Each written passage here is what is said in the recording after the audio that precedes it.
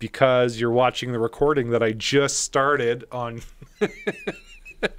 If you're watching this on if you're watching this on YouTube, you can watch us live, and then you get to watch the introductions. Everything we say before we say hello to YouTube. Hello, YouTube. Hey, YouTube. Glad we made it out here.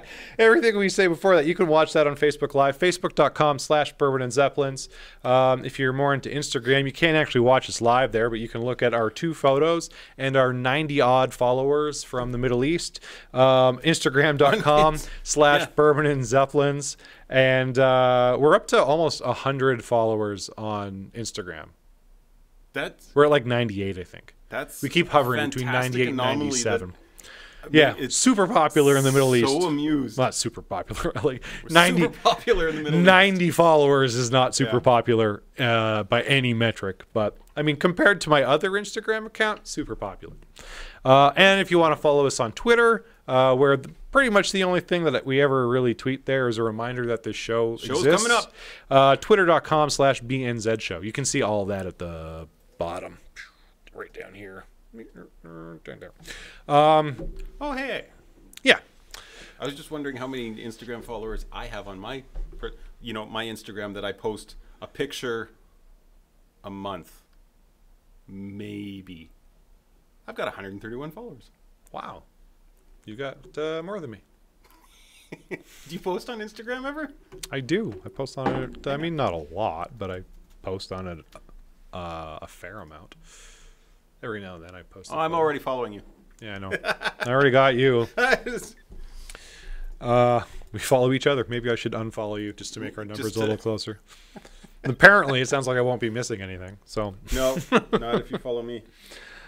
Yeah. All right. Well, I guess we should jump into it. So it's our regular weekly topic. This week in gun violence.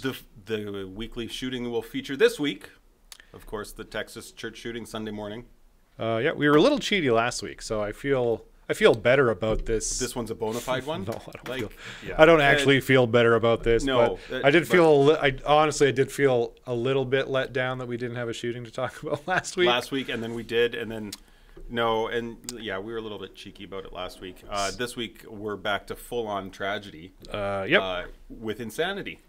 Yep. And honestly, this week with the shooting down in Texas, this is the first time I'm legitimately conflicted about the gun control law question. Mm-hmm.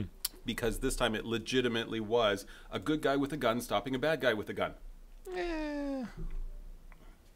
That's absolutely what it was. The guy was running out of the church already, though, right? And the guy didn't hit him when he shot him with the rifle, did he? He wasn't running out of the church. He was like going around the church. He had been out. He was going back in. He came out, and when he was outside of the church, looking for more survivors, the guy ran across the street. I thought that guy missed him. All right, there you go. No, yeah, he was the report that one report I read said he was walking up and down the aisles in the church, looking pew by pew for people who were still alive. Right. And babies, children, anybody, shooting them point blank. And it was a report by a guy who survived by playing dead from inside the church. And so that's always the way to do it. Yeah. So I don't know. I think the U.S. is a special land. They're the Wild West. Now, the shooter actually was not legally allowed to have a gun. He was banned from having a gun and obtained it illegally. No, he bought all his guns legally. He had 4 guns that he's bought over 4 years, and they were all obtained reading legally. Very different reports on this. No, he bought them all legally. He was not allowed to own firearms. He shouldn't have passed any of the background checks. Right. But he did. Oh, sorry. So he bought them all legally because he passed all the background checks. Because the databases weren't connected. So he was in military databases saying he's not allowed to own firearms. Yeah, because he was He's in the court-martialed federal- for spousal abuse. Yeah. And assault on the child. For abuses, which disqualifies you from owning a Right. gun. So is this a function of there's no way to manage a database? Is it just laughable to think that you can even control a population this large and have a cohesive database? I mean, this is sort of why Department of Homeland Security exists, right? Is because before they existed, none of these, God, why can't I think of it? Like organizations, legal organizations, none of them were talking to one another, right? So like, They're still obviously not. well, right, but this is also, I think, a different thing. Because the information that they're sharing now with DHS is like terror-related stuff, right? Right. And so I don't think that they're pooling information when it comes to just crime.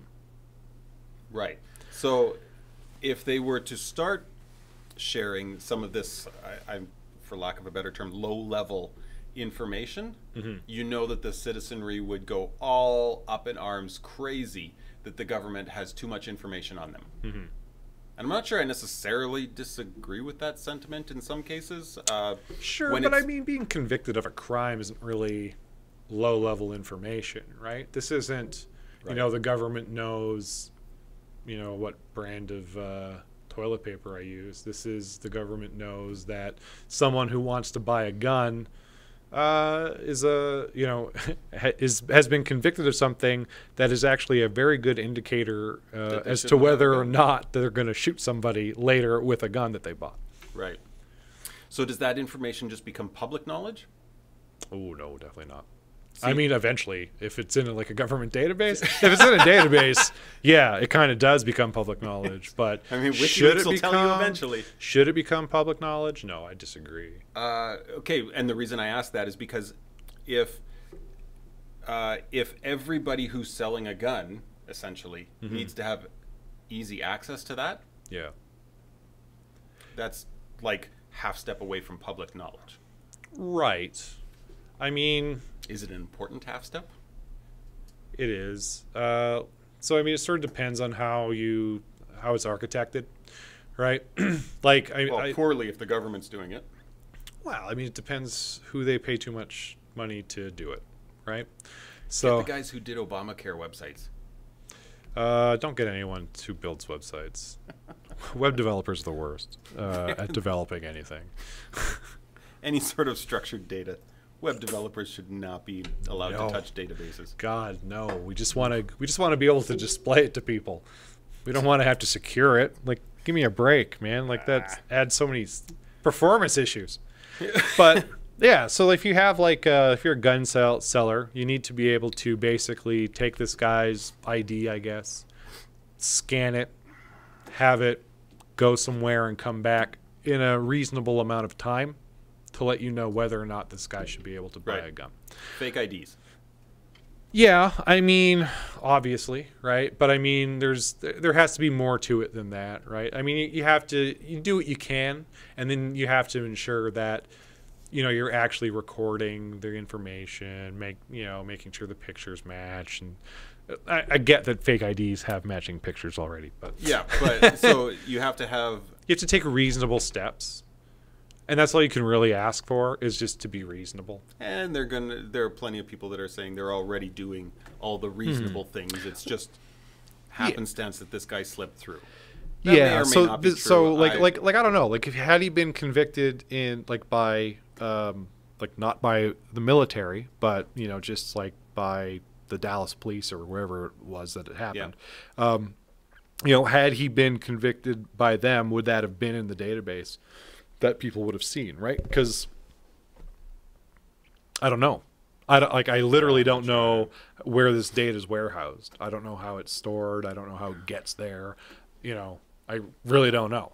But I don't think many people do. Clearly, the military records haven't been shared with that, which is problematic. Yeah. But I did notice some weird thing. Are you familiar with? This is a little bit, I don't know if it's more lighthearted or not, but are you familiar with the Donald on Reddit? Yes. So the subreddit, the Donald, Right, for those of you who don't know, is a community of Donald Trump cultists, I think is a fair way to describe them. They might disagree, but I kind of don't care. Okay. So I have a thing that I want to send you, but I can't because you're not on Slack. Put it in the show notes. Oh, yeah. That's a live document. That is a live doc. I'll take it from my other live document, and I'll give it to you. There you go. So it's just an image. But what it is it's, and Jeremy will post it into the stream because you were doing that last week so well. I got it. Okay, good. So this is an image of the before and after reaction of the Donald to the shooting, and the before and after being when the shooter was identified. So before we knew that the Texas church shooter was a white male spousal abuser, Oh, man. Yeah. So I'll read some of the less... inflammatory. Yeah, I'll do my best. I haven't read all these previously, but so it was like my bet would be another black guy shooting up another church in another retaliation for that one shooting in the extraordinarily rare circumstances, the white on black Dylan Roof shooting. These guys are on glue that they think that white people shooting black people is an anomaly. But hey, Muslims are the ones that are persecuted, right? Whatever, we're ready for a real revolution. It's time to purge the earth of this evil plague. Which evil plague are they talking about? Muslims. Only a deranged leftist, regardless of race or ideology, would attack a church. Go ahead. Okay, so on that, do we know anything about his political leanings, left, right? I mean, we know he was very anti-religion. Yeah, I don't very really staunch know anything. atheist, like very hateful toward anybody who had any sort of religious beliefs. Yes. But that doesn't tell me left, right. No, I mean, generally, it's painting with a broad brush that implies left, but... Yeah, but not necessarily in Texas. No, I mean, not necessarily really not necessarily anywhere. Like, But, yeah. if this happened, New York, LA, I can I would guess that first. Texas, I think all bets are off there. I don't know. Maybe. But anyway, so basically before all of it's sort of, racist. They just, my hunch they all is radical Muslim. I am always right. Okay. Yeah. Guy's probably 24 to 34, probably a homegrown Muslim. Probably the guy is white or looks white. So I guess he is sort of right. Because the guy is white. He does have a beard. Yeah. Probably heard something about the church and got pissed. Like, I mean, he's kind of not wrong about some of that stuff. No, because... I just don't think the guy's a Muslim. So shooter's ex-significant other's family attended that church. Yeah, he was trying to kill her mother-in-law. Like, that's what he doesn't... That's who he targeted. That's what it sounds like. He threatened to kill his mother-in-law, like, the week before or something like that. And then he showed up at her church and killed her. Like, no, they weren't there. Oh, no? No, they weren't there. Well, there you go. Well, he showed up at the church looking to kill her. Yeah, which, I mean, like, okay, mental deficiencies here anyway, because, looking to kill someone... He actually also, I read somewhere today that he had escaped from a mental institution facility a few years ago. I don't remember when. So not playing with a full deck of cards. No. A few sandwiches short of a picnic. Yeah, so, I mean, and to be fair, like, I don't want to sit here and say, oh, it's, like, mental, like, that this gun violence is a mental illness problem. He's probably on SSROs. I don't even know what that is. That's some sort of... I obviously mostly joking. Yeah. But that's... I assumed you were, but I literally didn't know. I don't get your joke. It's one of these anti-ADD, I think. Okay. It's either an anti-ADD... or it's a hormone Hang on, blocker. I got like the whole internet. SSRO. I guess, yeah. How about we like... One of us could have Googled it. Let's get this right. Hang on. SSRO is just... I don't know. It doesn't even look like I have the right acronym. SSRI? That sounds like SSRI. That sounds better. Yep. Selective serotonin reuptake inhibitor. So it's an antidepressant. Oh, there you go. Sure, why not? Yep. Anyways, but my point is, like everyone wants to say, oh, it's like a mental illness thing. The problem is, like, I could make a pretty sound argument that anybody who kills somebody had a mental problem, at least at the moment they were killing that person. Rational people don't go around with guns and shoot people. Realistically. Right. Yep. Right? Yeah. Like, that's not a reasonable response to pretty much anything. This is not a reasonable place to... Yeah. I mean, they could, like, I'm barring war here, obviously, but yeah, but just so day-to-day living. Anyway, so that was sort of their response beforehand. Was they were like, oh, he's definitely like a radical leftist Muslim, whatever. And those are the nice things we can say that they were saying. On the after though, once it turned out it wasn't a Muslim, it became a false flag. Everything is, don't let yourself be fooled and get distracted by this false flag. We knew it was going to happen. The immediate calls for gun control set off my false flag alarms. I really believe they activate individual cells to try and stop the news from talking about major happenings going on. What major happenings are they trying to distract from? I don't know. In this case, SA cleaning house. I don't know who SA is. San Antonio? Someone. This pattern fits MK Ultra too perfectly. It also explains why they're not connected to anyone in the deep state. What deep state? I don't know. And then, of course, right at the bottom, $20 says he was an Antifa and was on SSRIs. Yeah, SSRIs. Yeah, that's one of the common culprits, and I'm not necessarily sure that I wholeheartedly disagree with it. I mean, in that, I think there's a lot of pharmaceuticals that are thrown at a lot of different sort of carte blanche, like I feel sadness, and I think there's not enough study and careful observation about what the effects are, short and long term. That's also a completely unresearched and uninformed opinion. Maybe. So, I don't know. It's, like I say, that's an opinion and a possibly a wrong one.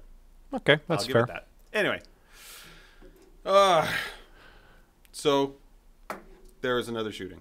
Yeah. So there's, I guess, another. Oh, this is actually, so in the last, well, not the last 35 days because it's been a while, but within a 35-day period, the United States had 2 shootings that were in the, well, one was had the highest casualty rate, and this was in the top 5. So they've had 2 shootings that are now in like the top 5 most of all time of their mass shootings in the last 35 days. That's, probably not good. So, like, are we going to plot this for statistical analysis? I feel like that's... Yeah, probably. I'm sure there's a database for this somewhere. It's not well connected. Well, it might be. Hopefully this is not a trending thing. So, but we kind of know it is because we do have a segment called This Week in Gun Violence. Yeah, which I'm hoping is going to prove to be ironic or sooner rather than later. Hyperbolic. Yeah. Sooner rather than later. That would be great. That would be cool.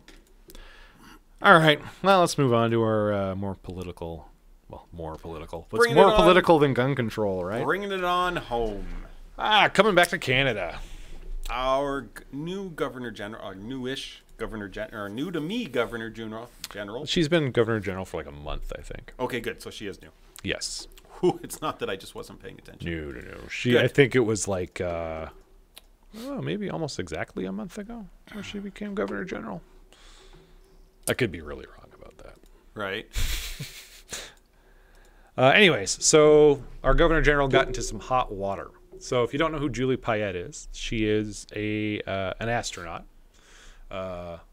She's she's a scientist. Is astronaut like president? Like once an astronaut, always an astronaut? Yes.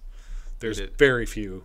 What? Just because there's very few doesn't mean you always keep that title. I think you do. Okay. I really think you do. Okay. So she's an astronaut. She's an astronaut. She's a scientist. And now she is our head of state, essentially, or she represents our head of state. So she signs off. For those of you who don't know what a governor general does, basically she signs off on stuff. She rubber stamps things that the parliament wants to do. So they pass laws, and then she signs her name on it. Right. Does she have the option to not sign her name? I guess theoretically, but she's not supposed to do that. She's not supposed. She's also not supposed to be interesting, but she's breaking that norm too. Right. And the other thing that she's supposed to do is to ensure that Canadians have a government that they can, what's the wording of it? Have, I want to say faith in, but that's not the right word. Confidence. So a government that they have confidence in is actually the phrasing of it. So like, so if our prime minister and all the liberals decide that they're gonna if they have their majority, right? Yeah. So if they decide that they're gonna pass through this thing where it's we're only gonna have elections every 12 years now, and try to push that through, and then Canadians are like, whoa, that's a terrible idea. She theoretically has the power to go, no, you don't get to be the government anymore. She's also described as being apolitical. Right. And that is why she's in trouble, is because I guess she was not apolitical. And I don't know if this, I actually don't know that that's accurate, but that's what everyone is saying. Yeah, I'm not sure that that's necessarily accurate either. So she made some statements about, she was at a couple things to note here. She was speaking at a science conference. Okay. Oh, so this wasn't in... This wasn't in the House of Commons. Okay, yeah. She didn't stand up in front of everybody and be like, hey, politicians, here's what I think about climate. Here's what I think about science education in this country. Yeah. Here's what I think about religion and astrology and things like that. So she was speaking at a science conference specifically about, I don't know if she was speaking specifically about climate change, but she did directly speak to climate change and how she felt basically that the wrong people are trying to make decisions about it, right? Like she felt that there's too many people who are sort of relying on things like faith and don't have science education to back up their opinion on climate science. And that she doesn't understand why there's a debate about climate science, because there's a pretty strong consensus that climate change is a real thing that is happening due to man. There's certainly scientists that don't agree with that, but there's an overwhelming majority, like 7% or something like that of climate scientists are like, yes, climate change is real. Yes, climate change is happening because of man. It's a man-made change, and that we can do things to arrest this, to stop it from happening. Which isn't a wholly unreasonable stance to take, especially if you're a scientist. Yeah.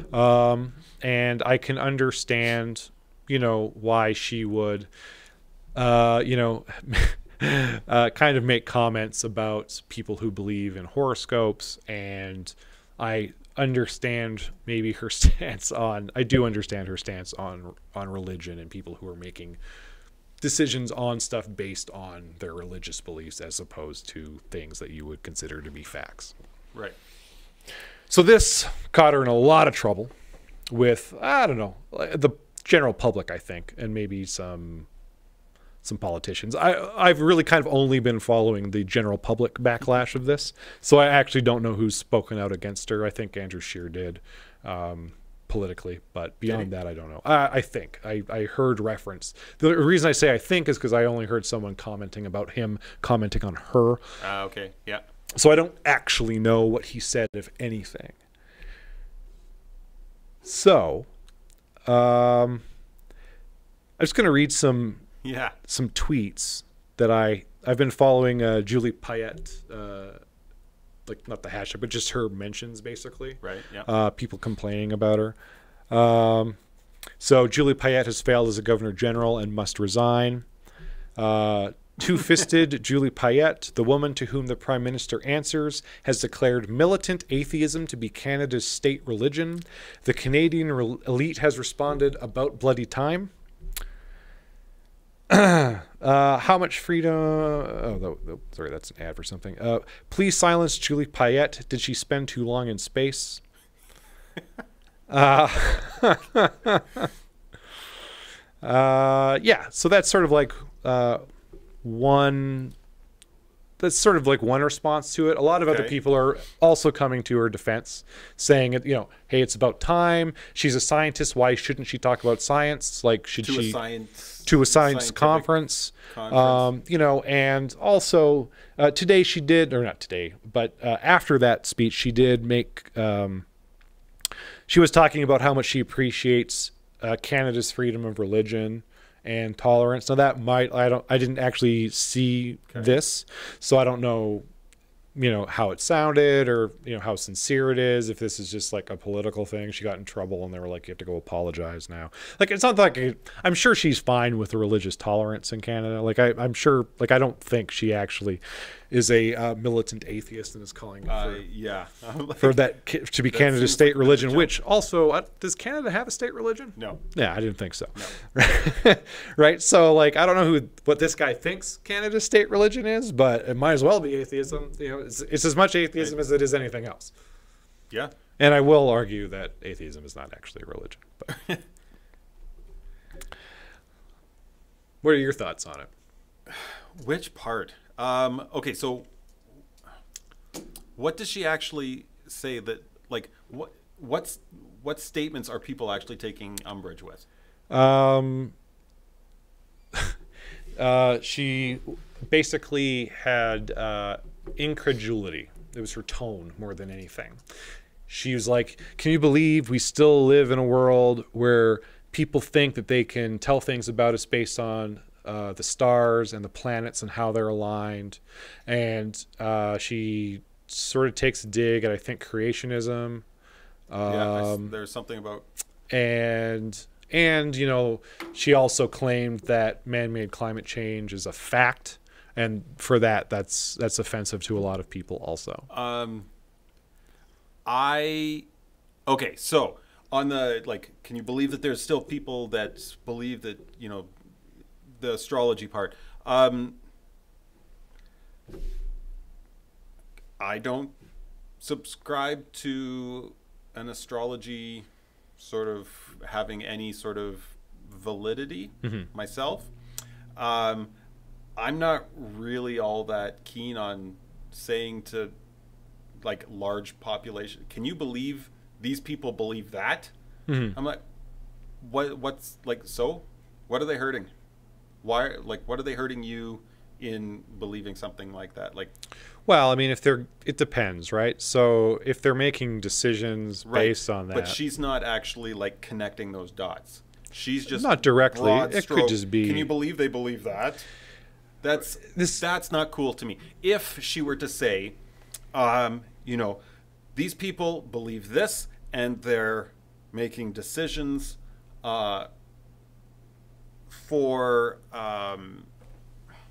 they're making decisions on widespread policy based on this, then we can have a discussion about those decisions that they're going to make and the implications of that.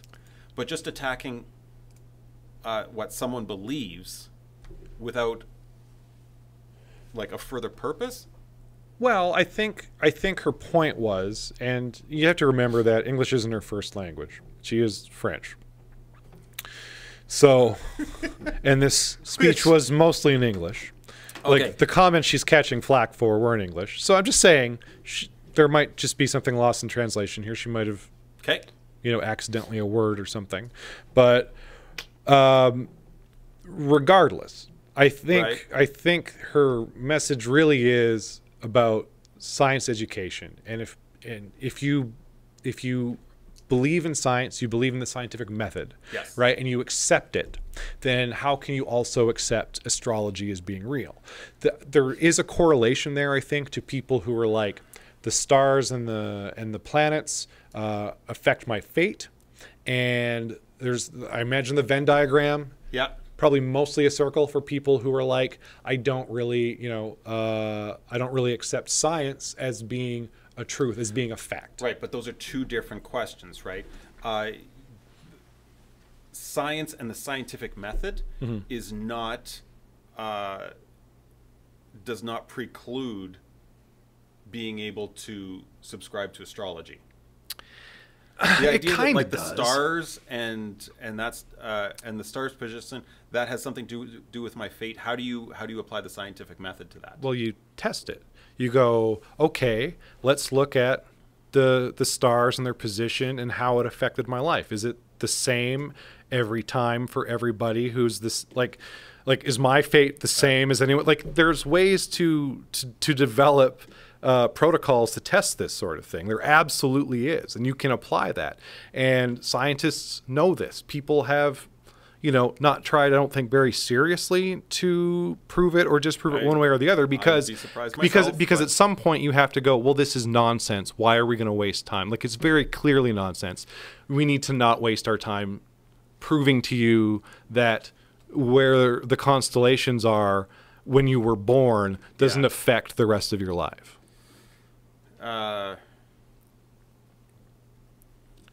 Right? Fair enough. On the other side of it, accepting anything as final fact in science, I think, is presumptuous, sure, foolhardy, all right, arrogant, okay, and rife with folly. Okay, basically, though, what she's saying is can you believe anyone still believes this despite the complete and utter lack of evidence? Right? Okay. I believe that because she's a scientist, that if she was given a protocol that could prove this thing and was repeatable and, met scientific standards, and you could go, look, here's the evidence that, hey, this is right, or at least part of it's right, she'd be like, okay. Right. And a lot of these things, again, and a lot of religions will fall into this same sphere as well, is, proving a negative really hard to do. Right, but no one ever asks anybody to prove a negative. We ask them to prove. So the postulation is that, God is real. Okay, prove God is real. That's not proving a negative, right?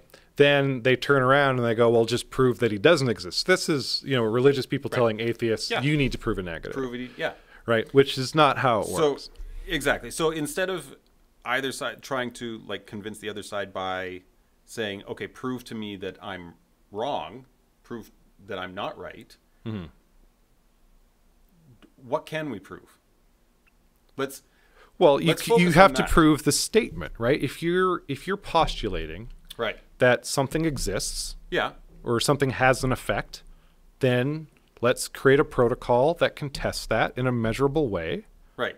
And let's run that. So are we onto the global warming part of this for that? I mean, we can be, yeah.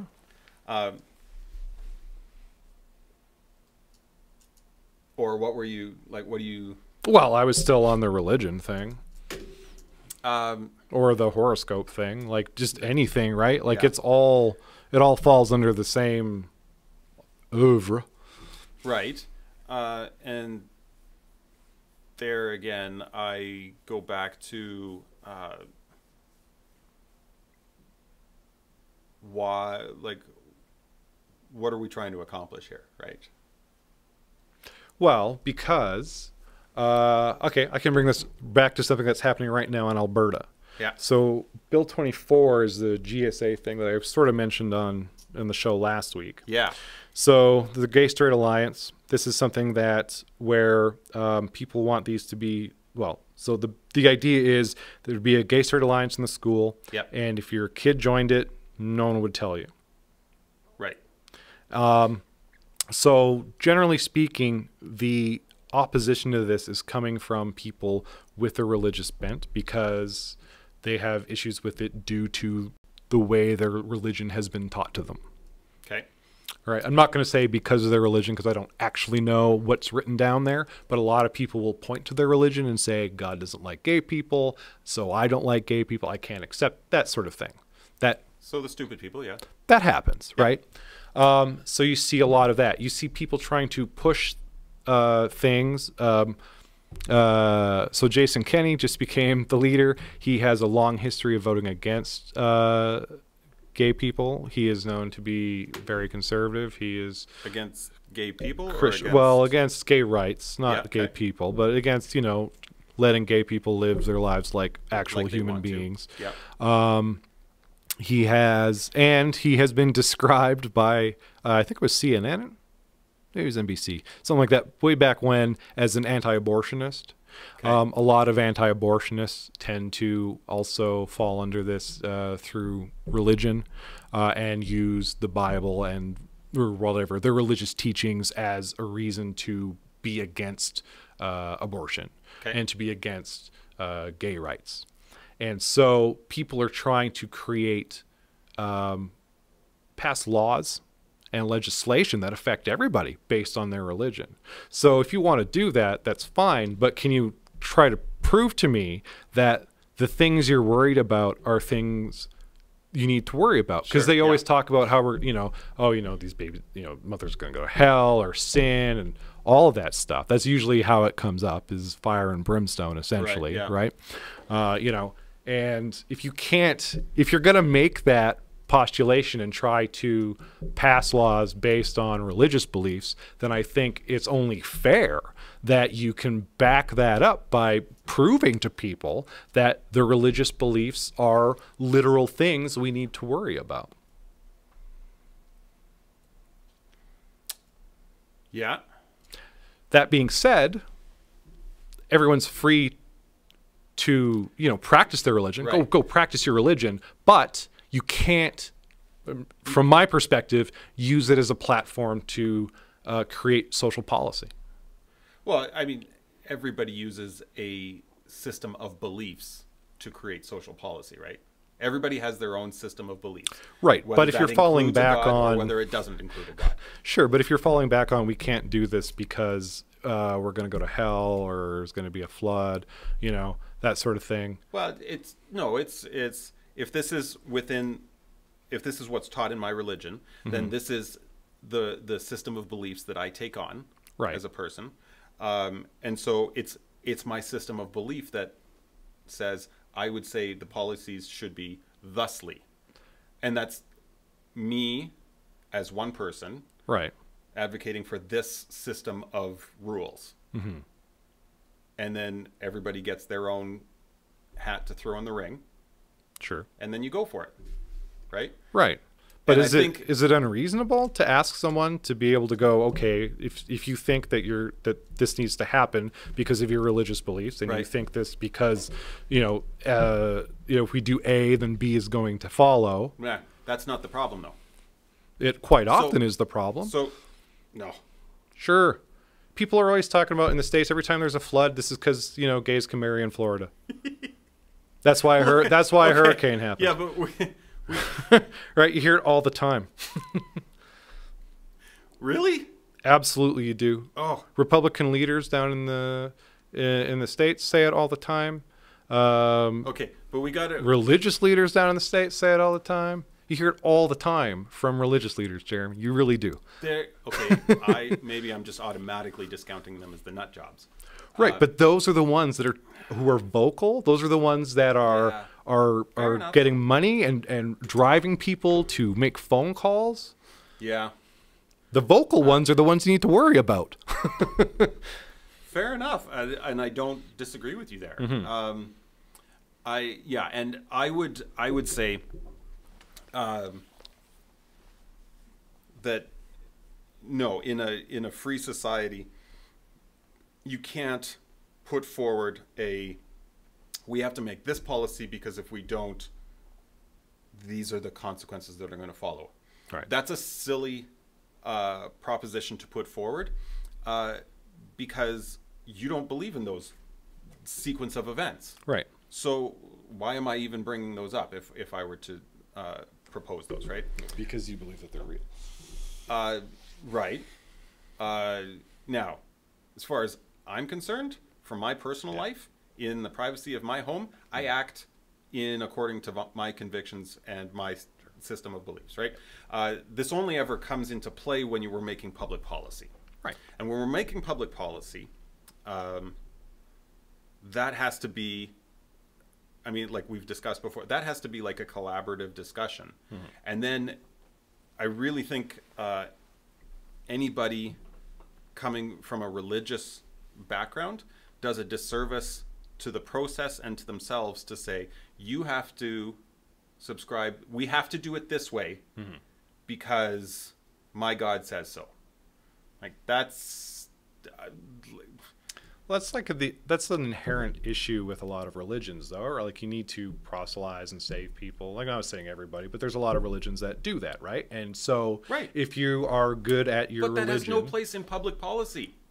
Well, no, you're wrong, though, right? Because if I'm part of a religion that says it's my job to get as many people into heaven as possible, and the way you do that is by making them join my church. The way I make them live their life better is by informing social policy. The whole thing is ass backwards. The point is not make public policy in a certain way and then everybody will become part of your religion. That, like, people that think that way are stupid. Right, but a lot of people think that way. In my opinion.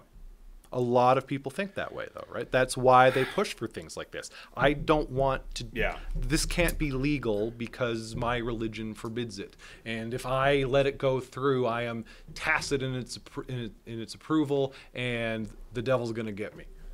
Or whatever. Well, I'm sort of, obviously. But. Right. So as far as, like, politicians... but you're right. It shouldn't happen that way. You are right. Politicians who are religious, have a religious faith. Yeah. I absolutely believe that they should stay true to their convictions and they should vote on policy according with their conscience. They are an individual in a larger process, and that process should be well rounded.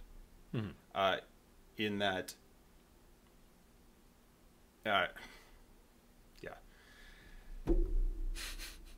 It's hard. It's hard to do, right? Because you have to question the motivations of them.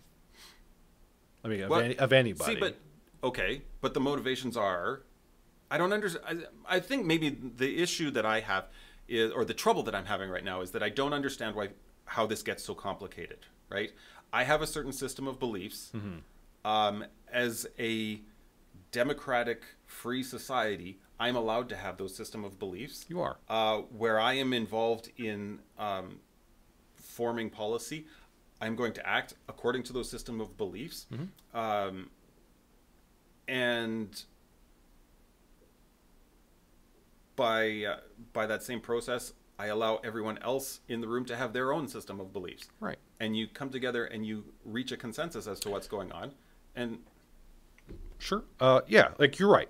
You're right. But the way people sort of discuss ideas is they have to challenge each other, right? So if I don't like your idea, for whatever reason, we have a disagreement on something, we're going to challenge each other. So why do you think it should be this way? Why do you think it should not be this way?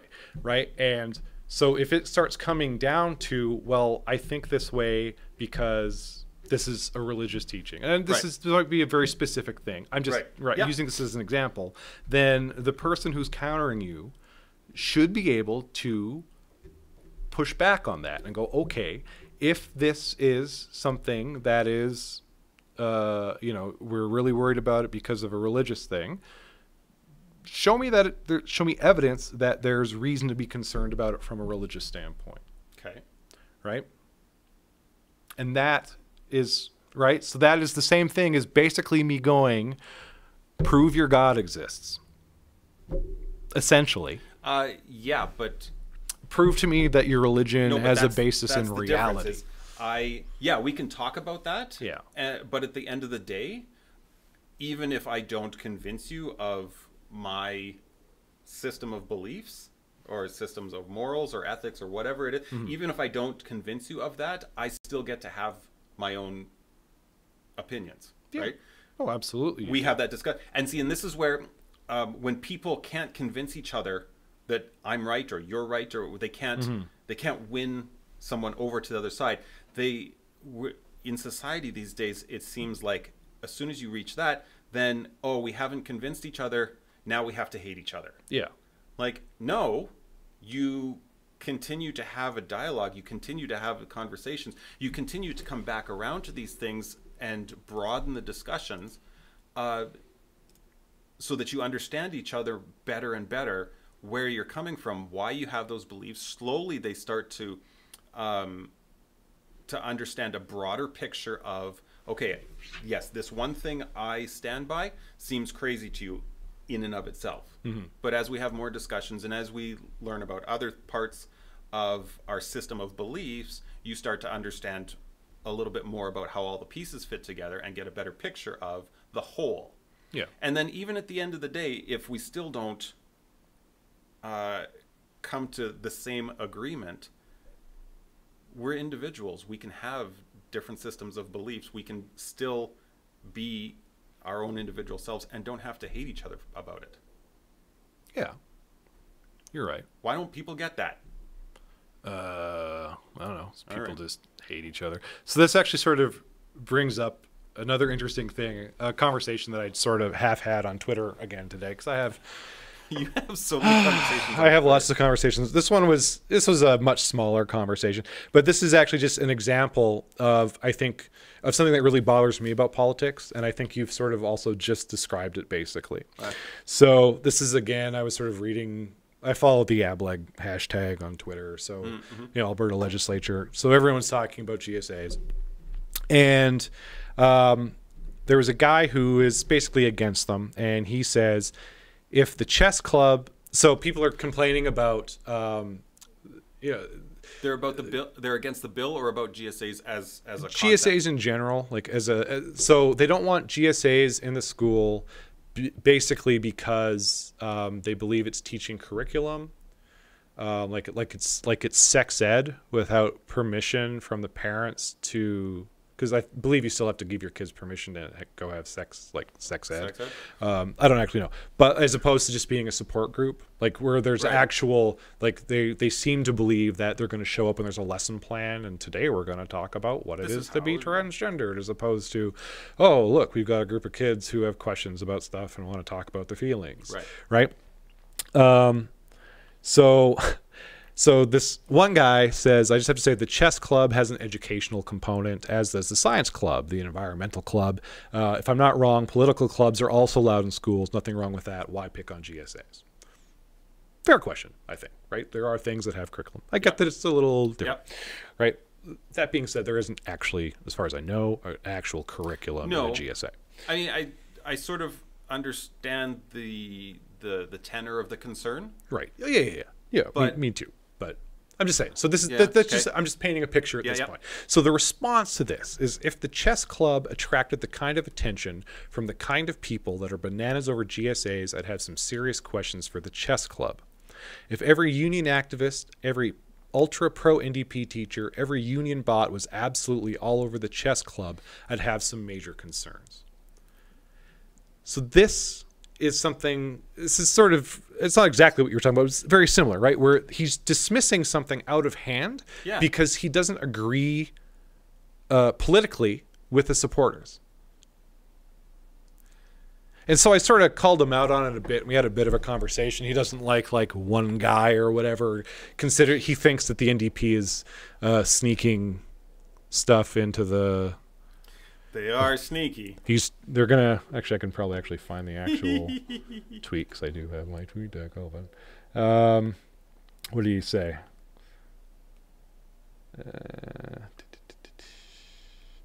I mean, I'm not here to defend Christianity, but a lot of the most vocal GSA activists have worldviews steeped in victim worship, identity politics, anti-Western cultural Marxism, and I don't want that kind of thing being snuck into the classroom. That was when I stopped replying.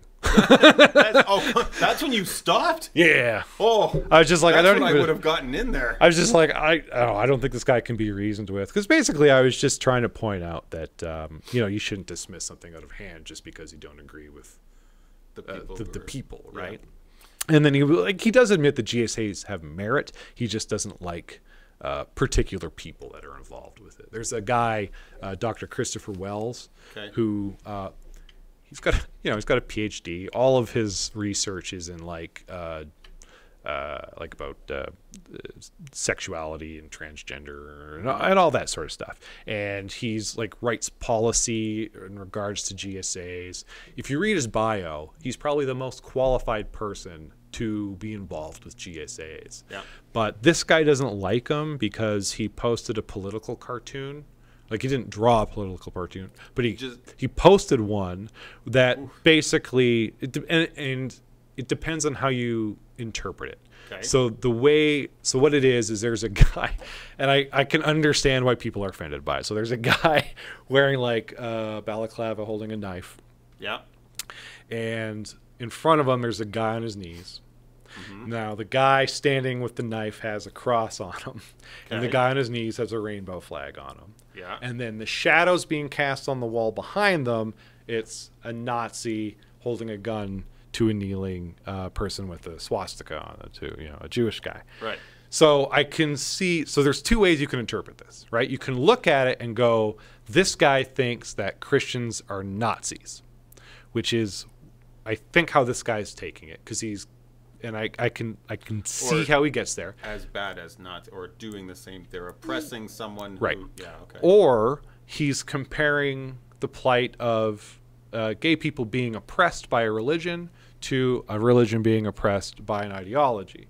Now, I'm not, I think if you interpret it the second way, it's like, okay, yeah, I can, because it's a political cartoon, obviously, they're all in broad strokes. You can't really get around that. There's not a lot of nuance when they have to like label things with words in a political cartoon, right? So, but I'm pretty sure he looks at it and goes, this guy thinks that Christians are Nazis, right? And that's why he doesn't like them. Yeah.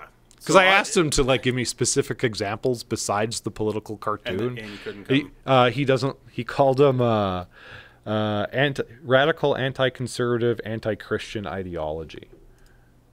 And then I asked him, is it possible to find a progressive member of / supporter of LGBTQ community who feels the gay community, who also feels the gay community has been persecuted by religions, as they have a history of doing, that couldn't be described as anti-conservative or anti-Christian. Right? And then basically he just says, well, he's anti-Kenny, and that's not a response. I know. He's anti-Kenny, anti-conservative, far-left activist. If he isn't far-left, no one is. Right? So this is clearly... Yeah. Right? Because this is what it makes me crazy, because, okay, if you're angry and offended by something, first thing, stop. Yeah. Think about what part of it you're offended about.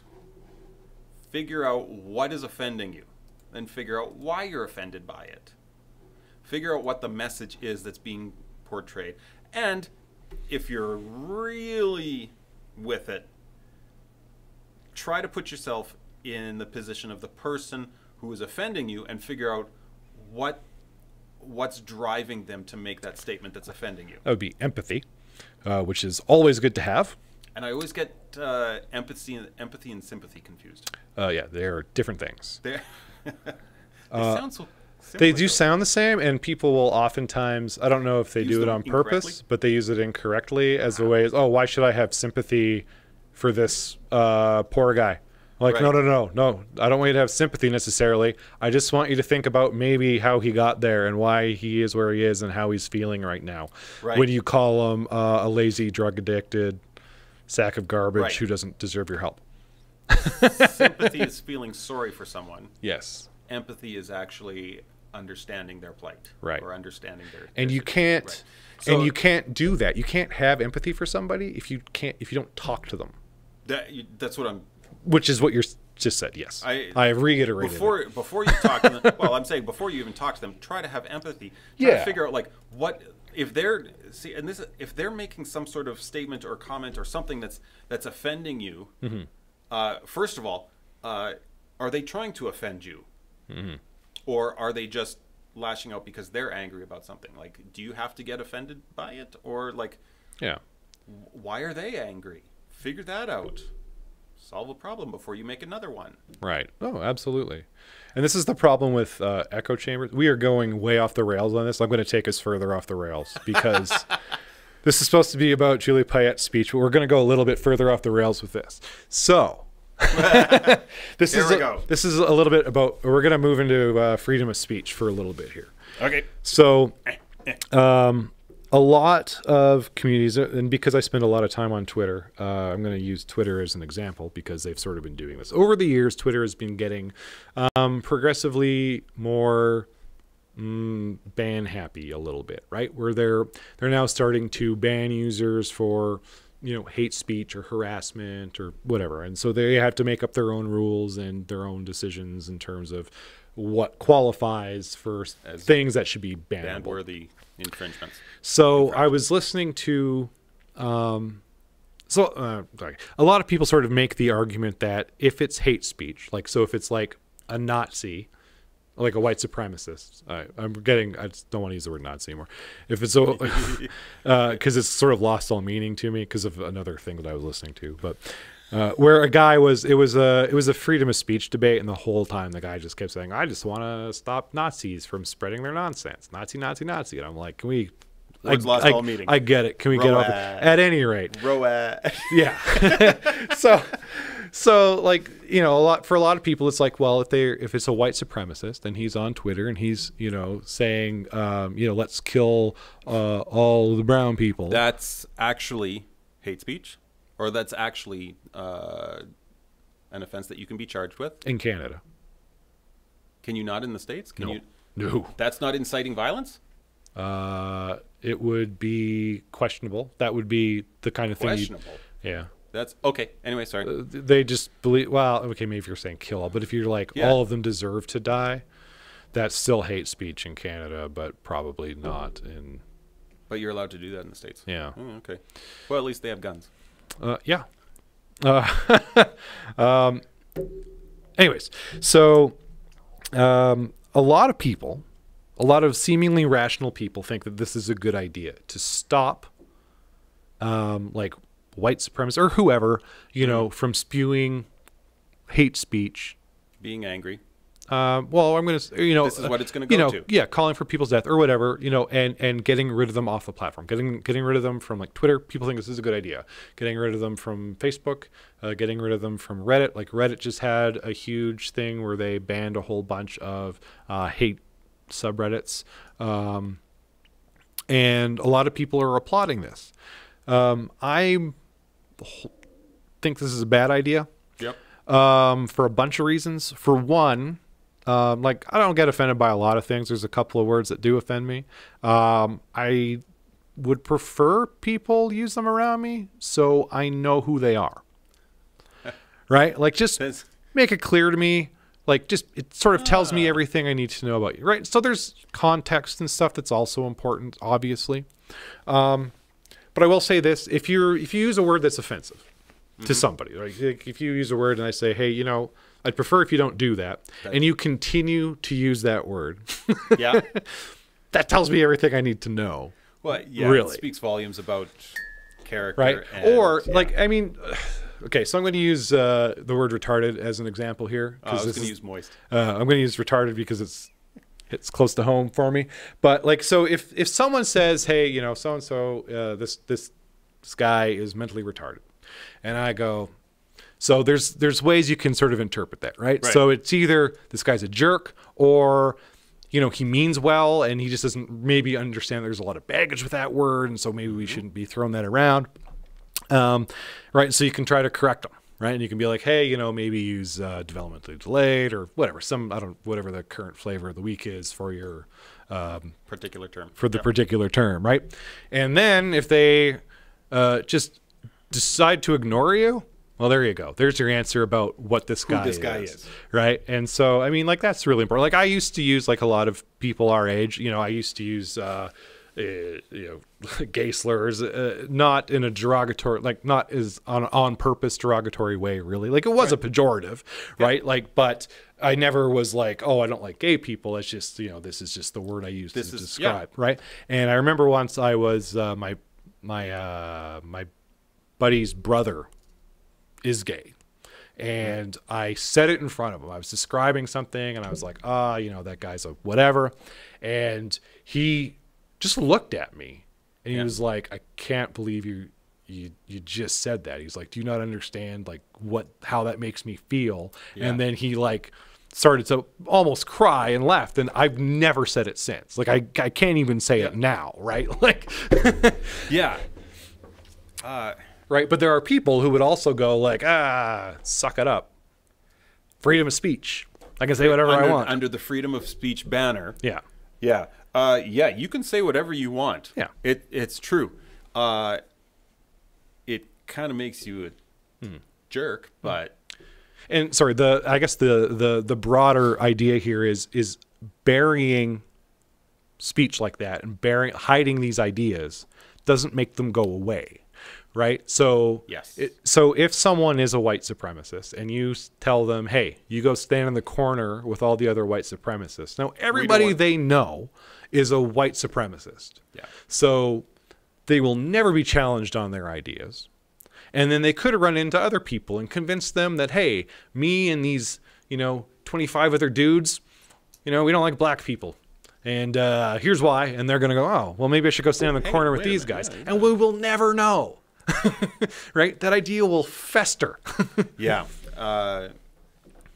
Yeah. And they'll never be in dialogue conversation with people who are like, oh, really? What? Why do you not like black people? Yeah. No one will ever ask them the question. Yeah. Right? Like everyone will just be like, oh, yeah, of course. Like all their friends, right? Like, yeah.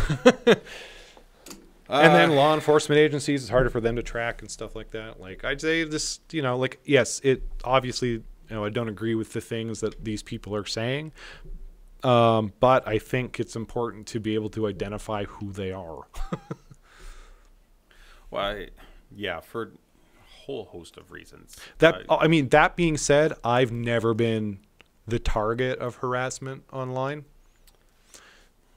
You know, like I've never had slurs thrown at me. I've never woken up to an inbox full of kill yourselves or whatever, right? Like I've never had that. So, I mean, take my opinion as you will. from a couple of white privileged middle-aged. Yeah. Like I've never been faced with that. So, I mean, I imagine my opinion might be different if it was, you know, if my experience was different. But I would still make the same, like today, like even if someone comes up to me and says, you know, I have been a target of harassment and these guys should be off, I will still actually make this very same argument that it's better to know who they are. I think so. I would have a discussion about like, I mean, it's like at least on Twitter, and I kind of don't like the idea of blocking people. But I mean, if all they're doing is harassing you, and you can mute them, go ahead and mute them. Like that makes perfect sense. Like obviously that. But I also see like I've been muted and blocked by people, and I'm not like, and I think it's just because we had political differences, and I think that's just dumb. Whatever. I mean, nothing I can do about it, and it doesn't like hurt my feelings. It's just it bothers me that people would rather live in an echo chamber and not be challenged on their ideas. Yeah, I get challenged all the time on Twitter. I sort of ask for it. In all honesty, sort of. I've never blocked anybody. Yeah, I just sort of like go head first into conversations about stuff and ask questions. Absolutely. And I mean, and this, you know, from a religious standpoint, it makes me crazy when the answer is from someone, well, that's just what I believe, and that's just what I believe, and we don't question that. Really? Mm-hmm. Why don't you question it? Why, like even right down to like the existence of God? Why can't you unpack that idea? Yeah. Even if you come to the same conclusion, like however many hours later, fine, whatever. Nothing should be beyond questioning. Yeah. Which actually is a good segue into back to Julie's third point about global warming. Yeah. And it goes back to what I was saying before about like just blindly accepting anything as scientific fact without being able to re-examine it. Yeah. Is not smart. No, absolutely. I mean, we don't work with the raisin bun model of the atom anymore, and thank goodness we don't, because so much scientific progress would have been hampered if we hadn't re-examined the structure and re-examined and re-examined. I mean, the structure of an atom. Raisin bun now. Go ahead. I know, right? That's a great example of we knew this is how matter is made up. This atom, that's the smallest piece. We know that. Mm-hmm. Stop questioning that. That's scientific fact. We can demonstrate it with the scientific method. Right. Lo and behold, we broke it open. Yeah. Hey, wait a minute. Oh crap. Now we got to revisit the. But that's good. That's re-question over and over in different ways from different angles with different information with different tools. Mm-hmm. So as far as global warming goes, I do think right now, for as long as we've been able to measure temperature, which in what scientists say the history of the world is, we've only been able to measure temperature for a very short time. Mm-hmm. I don't know that we can accurately extrapolate a trajectory. Yeah, honestly, I don't know how they model the temperatures from way back when. I'm sure it has something to do with geology or ice melt or something, and they can extrapolate that information. I'm hoping that there's more than just drawing. I know they're not guessing, right? But they're using the best tools that they've got at this point, and that's what we should do. We should always use the best tools that we have at this point in time. Is that your car? I don't know. Okay, we're gonna go check right away. Okay, but I got to make this point first. Sorry, go ahead. So I think it does look like people certainly, there's definitely a correlation. Industrial revolution, temperatures going up like crazy. Yeah. Lots carbon burning goes up like crazy, temperatures increasing. Although the article that I linked in the show notes says that there's been a pause in global warming. Now, even so, does that mean we should not worry about how much carbon we burn? Probably it's an okay thing to not burn so much, not push so much CO2 into the one of my favorite political cartoons was just it's a guy talking about climate change and someone being basically the point was even if the guy's wrong, what's the harm in reducing our emissions? That's my point. So well, that was a long talk about the Julie Payette speech. So do you think she should quit or get fired or be reprimanded? Is it my car? Nope. One of the other trucks. That's going to be going for a while. Great. I don't know if you guys can hear that on Facebook and YouTube or someone's car alarm is going off outside our window. It's not irritating at all. You know what's irritating? Science deniers. And atheists. What a bunch of jerks. Anyway. So we'll put that back. With Julie's speech there, was she being apolitical? Or was she being political? Do you even think she was being political in her speech? Realizing that she was speaking to a scientific convention or a scientific conference, I don't think she was being political. Was she there in her capacity as the Governor General? Well, I mean, I think she goes everywhere now as the Governor General.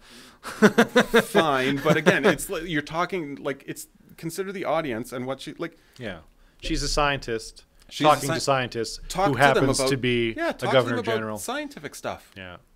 Absolutely. I think a lot of people want to sort of muzzle her a bit. No. Talk. But I'm just saying there are people out there who are just oh, you're supposed to be apolitical, so stop talking about climate. About any hot button topics. Yeah. We don't want your opinion on anything. Ever. She's an astronaut. Yeah. We should always want her opinion. Yeah.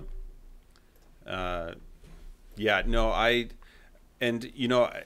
say let anybody talk about whatever they want to talk about and have their own opinions. And I say that flat out in almost a selfish regard, because I don't ever want to come to a situation where I'm not allowed to have my own opinions and religious convictions. I want to be free to have those myself. I don't need to push those on anybody else. That's where the boundary is for me. But that also stems on the other side, where if they're talking about, and this is coming up in Alberta here with the education, if they're talking about, you know, it being mandated to teach evolution, and that divine design absolutely could not have ever happened, well, I think God had something to do with the creation of the universe and everything. On that, just as a note, I think as long as they aren't teaching that in a science class, it's fine, because there's no science to back it up. There's no scientific part of that. That's not a... and there's just because like, I don't know how it's coming up here, but I know in the States they're always trying to get like, oh, you want to teach evolution? Well, you have to teach creationism side by side with it in science, in a science class. See, and this is the thing that bothers me. If you want to teach in a religion class, go nuts. You know? Yeah, and that's a misunderstanding of the question when the response is, oh, well, just teach both of them side by side in your science class. Well, you can't teach a creationist worldview, like that part of how the world came to be. We don't have measurements and things we can like put in beakers and labs and test for that. So that's not science, right? On top of that, you know, the Bible wasn't written as a scientific recipe. You know, the creation account in Genesis, that's not, you know, there's lots of people who get really argumentative about, okay, well, it was a literal 6 days that God created the world, or no, that's like a figurative. It's like, well, the point is, the Bible wasn't written as a textbook. It was written as a guideline account. So again, you can't use the Bible as a scientific textbook, just like you can't use a scientific textbook as a sociology textbook. Sociology is a science. So its textbooks are science textbooks. Yeah, that's a topic for a different day. It's social science. It's still a science. It's a soft science. It's more of a science than computer science is, in my opinion. And Whoa! I'm a computer programmer. I don't think there's any science in computer science. Huh? I don't think there's any science in computer science. You don't have to. There's I think it's a misnomer. Okay, in any case. Yeah, that's a different conversation. We've gone off a lot of rails today. Don't need to go off on that one. I'm not mentally prepared for that. I wasn't mentally prepared for a lot of this, but if we unpack that, that's going to take a long time. Anyway, so yeah, that's my wrap up on her speech. You have any other thoughts on Governor General? I'm fine with her speaking out. I mean, if nothing else, it drives conversation, makes people think. And I mean, to be fair, too much faith in people. Well, I mean, it doesn't make them think. It makes them argumentative. Yeah, I guess. But I mean, the only way, if people are sort of, even if they're arguing about it, they're still maybe communicating about it. So you might see someone who gets their mind changed. I mean, we're talking about it for way too long. Yeah, but I mean, I generally like her, so I mean, although she is an astronaut. Yeah, I kind of almost want to go off on another rail here. It's a minor one. It's actually very directly related to Julie Payette. So in order to discredit her, a couple days later, so I don't know if you know this, like I sort of remember this from a few years ago, but she was actually involved in a fatality, like a traffic fatality. She was driving, and someone stepped in front of her car, and it was like one of those things where she was like driving into like the sun was like in her eyes. Oh yeah, and or no, sun was either in her eyes or the pedestrian's eyes, and the pedestrian basically stepped right out in front of her. A witness saw her try to swerve around, but she still hit her and killed her, right? And so I don't know if it was at a crosswalk, to be honest with you. This was down in too much into the technicality. Whatever. At any rate, so like the day after this speech or whatever, like this kept showing up on my Twitter feed, was a link to this article about how she killed someone in like 2011 or whatever it was. Like, you know, and she did. Like, that is a factual account, but it's got nothing. That's a real dick move, because it guaranteed she. Well, I mean, you can read an article where like she she actually contacted the family of the woman who died. Yeah. And was like, you know, I really, you know, she felt awful about it. Like, she's not happy about it. No, that would have been a horrible, horrible thing to have happened to you. But yeah, like, just like as a move to be like, oh, this one's like, we can't trust someone to talk about science when they go around killing people in Florida.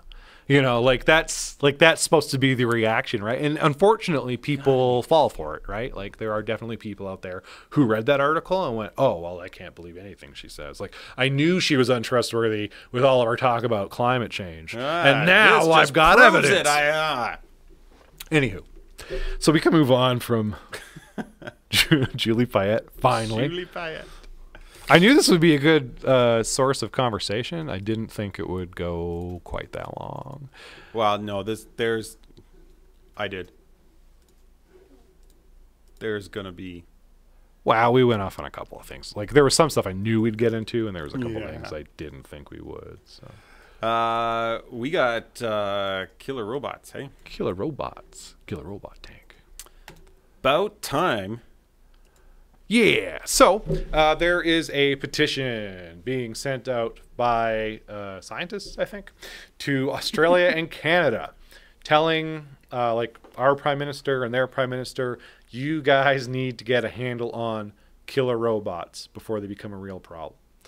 So, so I can explain this a little bit better. So the idea is that they're worried about AI specifically. So robots that will eventually be making a decision as to whether or not someone lives or dies. Now, these could be like soldiers, like weapon-based robots, right? Okay. And so one of the fears is that like a hacker could literally hack like an actual army of bots, not like a bot farm, but like an actual physical army of bots with guns that run around shooting people. That is a legitimate concern. Or the farming bots. Or all the farming bots could pick up their hose and march into town, into the city. Pitchforks and hose. That would be kind of funny. To be totally honest with you, I don't know that I would run as fast as I should. I would run faster than the slowest people, that's for sure. But not so slow that... not. You know, I still want to sort of enjoy it for a bit. Not so fast that I wouldn't be able to still see what was going on. But and I think they're taking it to a bit of an extreme. But I think the more immediate threat with AI deciding who lives or dies is self-driving cars. Yeah, I was so hoping you were going to do that one. Right. So this is actually something that car companies are discussing now. Yeah. And they're trying to legislate now. Is what is the logic if there's an accident that's going to happen? Yeah. And there's no way to make it, you know, where a car is definitely going to get hit. One of them has to get hit. Yep. Which one takes the impact? Well, and it gets a little bit more complicated than that too. When you think of this scenario, cars driving on a mountainside road, and identify, and it's single passenger, car's driving itself, identifies that there's a car with 3 people broken down as it comes around a corner, can't stop in time, or for whatever reason the situation arises where the car has to decide on either killing multiple people that aren't inside the car or the single passenger who's in the car. Yeah.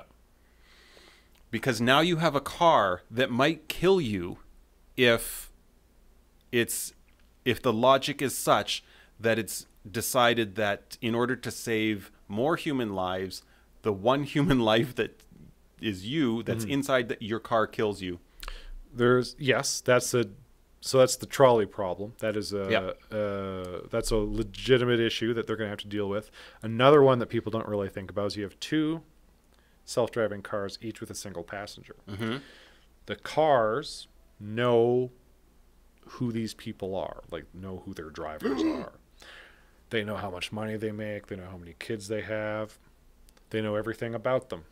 The cars can communicate with each other, and they have to decide between themselves who's dying.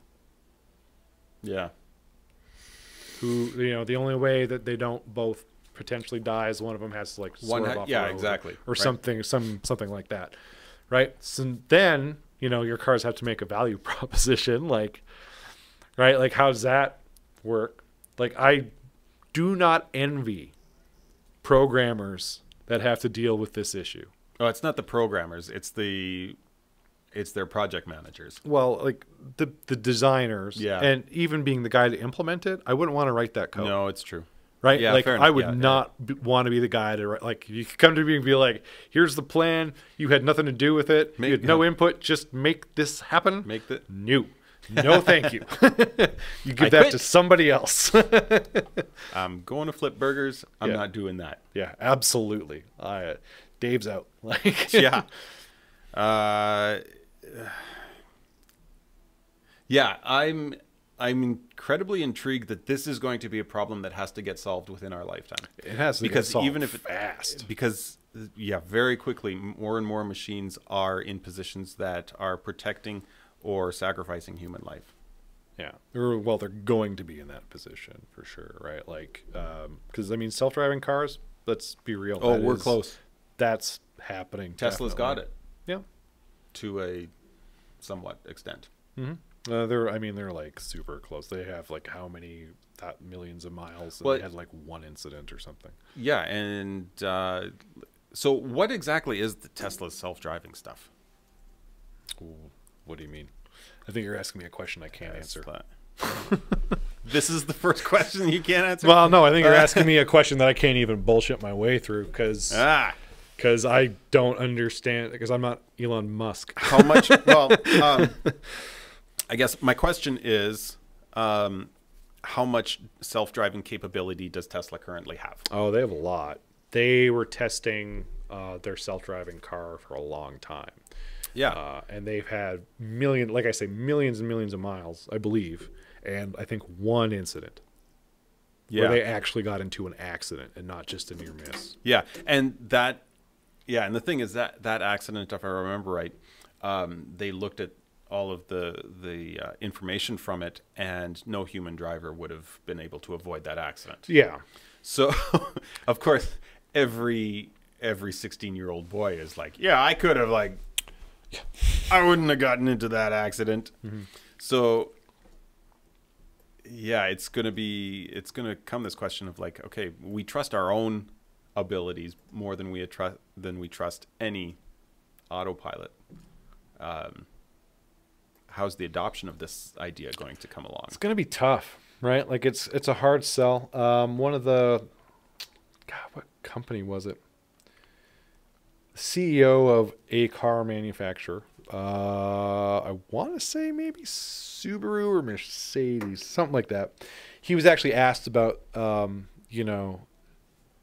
basically the trolley question, right? Like, what are your cars, and he basically said, our cars will,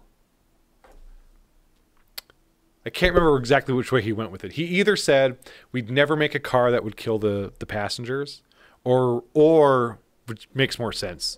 I'm pretty sure that's what he said. It was either that or we'd never make a car that would, kill 5 people to save 1 or something like that. Yeah, it must have been that one. Yes. Because people's reaction to that were like, well, why would I buy a car that might kill me? So yes, someone asked him basically the trolley question. He said, "Well, we would save them more. We would save them more all the time because on the surface that always seemed like the pragmatic answer. Yeah, until seems you realize, correct, right? You might be the driver of or you might be the occupant of this car. Yeah. You might have a car that kills you. There's an interesting take on the trolley problem. So the original trolley problem is there's guys working on a track, right, and they don't hear a train coming. And then there's over on the other, and there's like a split, right? Yeah. And the trolley's going down and they're going to hit that guy. You can pull a lever to change the track the trolley's on, but it's going to kill a kid or something. Or it's going to kill one person as opposed to 4 people. Right. So, and then. But you have to act. But so you have to act. Right. Or not act, right? It's you your choice. Not act. Okay, yep. So there was a study done where they would ask people, and they actually it was like with an MRI and everything, so they could see brain activity. Yeah. And so people were, for the most part, they would pull the lever to save the 4 and sacrifice the 1. For the most part, people were like, yes, I would pull the lever. And then they rephrased it. They reframed the whole problem. So now it's. The 4 guys are on a track. The trolley's coming. There's only one track. You're standing above it, and there's a guy next to you, a big guy, and if he is in front of the train, he'll stop the train, but he's going to die, right? Right. And you have to pull a lever, and he will open a trap door, and he's going to fall on the track, and he will, die, but the other 4 guys are going to live. Right. And that became a little bit of a harder issue for people. But for the most part, people were still mostly answering, yes, I would pull the lever. And then they reframed it yet again. Same setup, except now there's no lever. You have to push the guy. Yeah. And they wouldn't touch him. Nope. Yeah. For the most part, people were like, obviously there's people who did say yes, but for the most part, people were like, nope, nope, nope, nope, nope. Yeah. But the decision-making process for both the lever pulling thing in the brain was the same. And then things just got real different as soon as you had to actually push a guy. Yeah. Yeah, that But yeah, so now we have to worry it's frightening. I don't like thinking about those questions. It's frightening being a programmer, yeah, right? Being in this industry and sort of putting myself in that shoe. Like I wouldn't want to have to write that algorithm. Like I don't know how it's going to happen. In all honesty, I literally don't know how they can do it and make people happy, right? Because there's going to be a lot of people who are just like, look, we're going to reduce, actual road fatalities by what, like 1,000% or something dumb, right? Because we are bad at driving. Humans are bad drivers compared to computers, right? But there's like that one thing where you have to be like, I might be in a car that chooses to kill me. Yeah. And you won't know, probably. Like, odds are no one's actually going to come out and tell you what your car is going to do, right? Your car's not going to hand you a blindfold. Just fires a cigarette at you, and you're like, oh, well, I guess this is it. Cigarette. Oh, shoot. Yeah. This is it. That's never... Yeah. So, okay, so what's this letter we're talking about that they want to have? Oh, I don't know. You said they sent a letter to, I think it was a petition, or it was like a letter that was signed by a bunch of scientists. I'm really up on all my details here. I don't have this anything that open. decides has to be banned. Yeah. Sorry, that's not gonna happen. Yes, yes. So they don't want anything. They don't want any robot or AI to make a decision about human life. And I don't know how you do that. And have you just you could. You're gonna have an accident like this, so the computer just shuts down. But, no, like, and then you guys just coast into each other.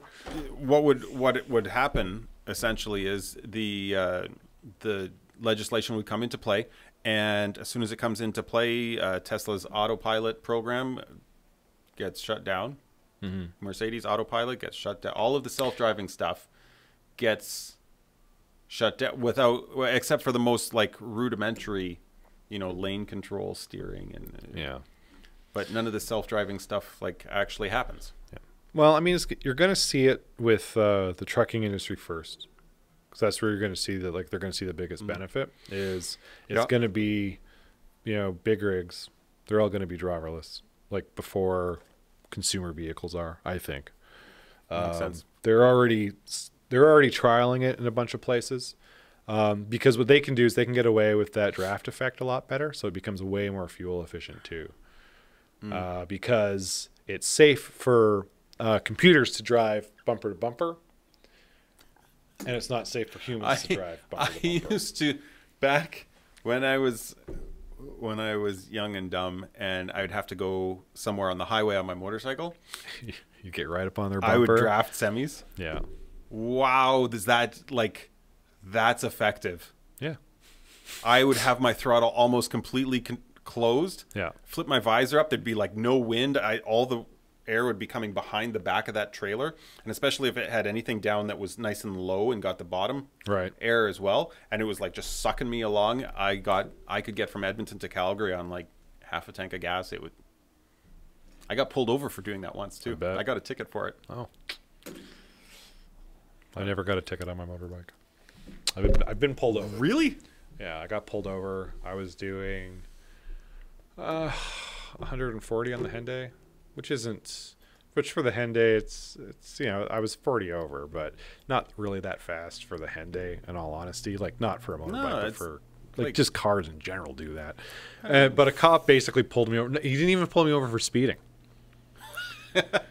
Which was the funny part. Like, I totally thought I was getting a ticket, right? So ticket for speeding, yeah. Yeah, like, so I get pulled over. I was like, oh, man, well, here we go. Well, here's the high speed award. Yeah, so I pull over and I pull my helmet off, and I have, you know, longer hair than this at the time, and you know, the gray is, when my hair is longer, you can see the gray more, right? So the guy comes walking up behind me. I think he was surprised that I wasn't like a lot younger, I think. And then so I'm like trying to like find my registration and whatever, and the guy's like, first thing he says to me is like, yeah, I'm not going to give you a ticket. And I was like, okay, can I go? And then he was like, he's like, no, man. He's like, the problem is you're weaving in and out of traffic. You're not signaling. And I was like, you're not signaling. and I was like, what? I'm like, sure I am. He's like, I've been following you for a couple kilometers. I haven't seen you signal once, and you've been going in and out of traffic like a crazy person. And I was like, oh, I don't think that's true. Because generally what I do is I stay in the left lane, and if I'm not passing somebody, I get into the right lane. And then as soon as I need to pass somebody, so it looks like I'm weaving, but I'm not like I'm not piloning cars. Right. I go left, and then I go to the right, and then I go, and then there's a guy here, so I go to the left and I pass him. Yeah. Right? And anyway, so, and I was like, that doesn't make any sense. So I'm like, I don't want to call you a liar, but I signaled every time. Did you say to the cop, I don't want to call you a liar? No, but I did say, look, honestly, I've been signaling every time. Like, I don't understand. Yeah. And he's like, well, turn your signal on. So I turn my signal on, and he's standing behind my bike, and he's like, your signal's on? And I was like, yeah. He's like, come back here. And so I bought the bike used. Yeah. And the guy had installed aftermarket LED taillights. Okay. And signal lights, right? Yeah. And I'd only ever tested them in the dark, right? And they're bright enough in the dark. And they were fine in the dark. In the daytime, you could not tell they were on. Really? And I was like, oh my God. Like, I had no idea. And I've been riding this bike for months. Right? And I was just like, oh man. Because I used to be really good for hand signaling too. Oh, so okay. it wouldn't have mattered, right? It just, I'd sort of gotten out of at that 140, habit. Don't hand signal. Yeah, okay? I'm not hand signaling. Just you know. But at any rate, so like immediately after that, I like went home and ordered like a much better LED replacement system that you can see in the daytime. that you can see no matter what time. Yeah, of and day I was it like, is. no Excellent. wonder. Yeah. Because like I'd had a problem like maybe like a week earlier with someone like honking at me. When I like slowed down to turn right, and I was like, "Why are you like? I have to slow down to turn. Like, do you not understand that?" Yeah. Okay. So that makes sense. I knew why that was happening. Yeah. But yeah, killer robots are bad. I feel bad for the people who have to make the decisions about who that robot's gonna kill. Man. Yeah. No, that's. So I do sort of really want to see the film footage of the farming robots marching in on Pitchforks the town. and hoes. Oh, and like they'll have like built-in flamethrowers. They won't have to get torches. The farmer bots? Yeah. Yeah. Yes. That will be fantastic. Okay. That was a short one. Yeah. That was was good. I did something wrong here. Let's Short and sweet. All right. Okay, I'm switching things just a sec. Kickstarter crystal ball. Yeah, we have. Oh God. Yeah, we got to get to it because we got lots of. And we have changed the spelling on it, everybody. Oh God, I've done things horribly wrong. There we go. I forgot what the keyboard shortcut for copy was. Got it. Okay. Kickstarter Crystal Ball. With a K and one L. Right back to our first one, this amazing project that... I gotta open my thing. So you got the interactive 9D movie theater. Is it done yet? How many more days does it have? 19 days left. Okay, so they're shooting for 25 grand. They have got zero grand. we need to like see if we can get like a perfect game here with these guys. Oh, when I we don't. pick them, these guys aren't going to get if, any. Yeah, we'll get a perfect one with these guys. No one's going to give these guys money. No one's. Please, nobody give these guys money to just prove us wrong.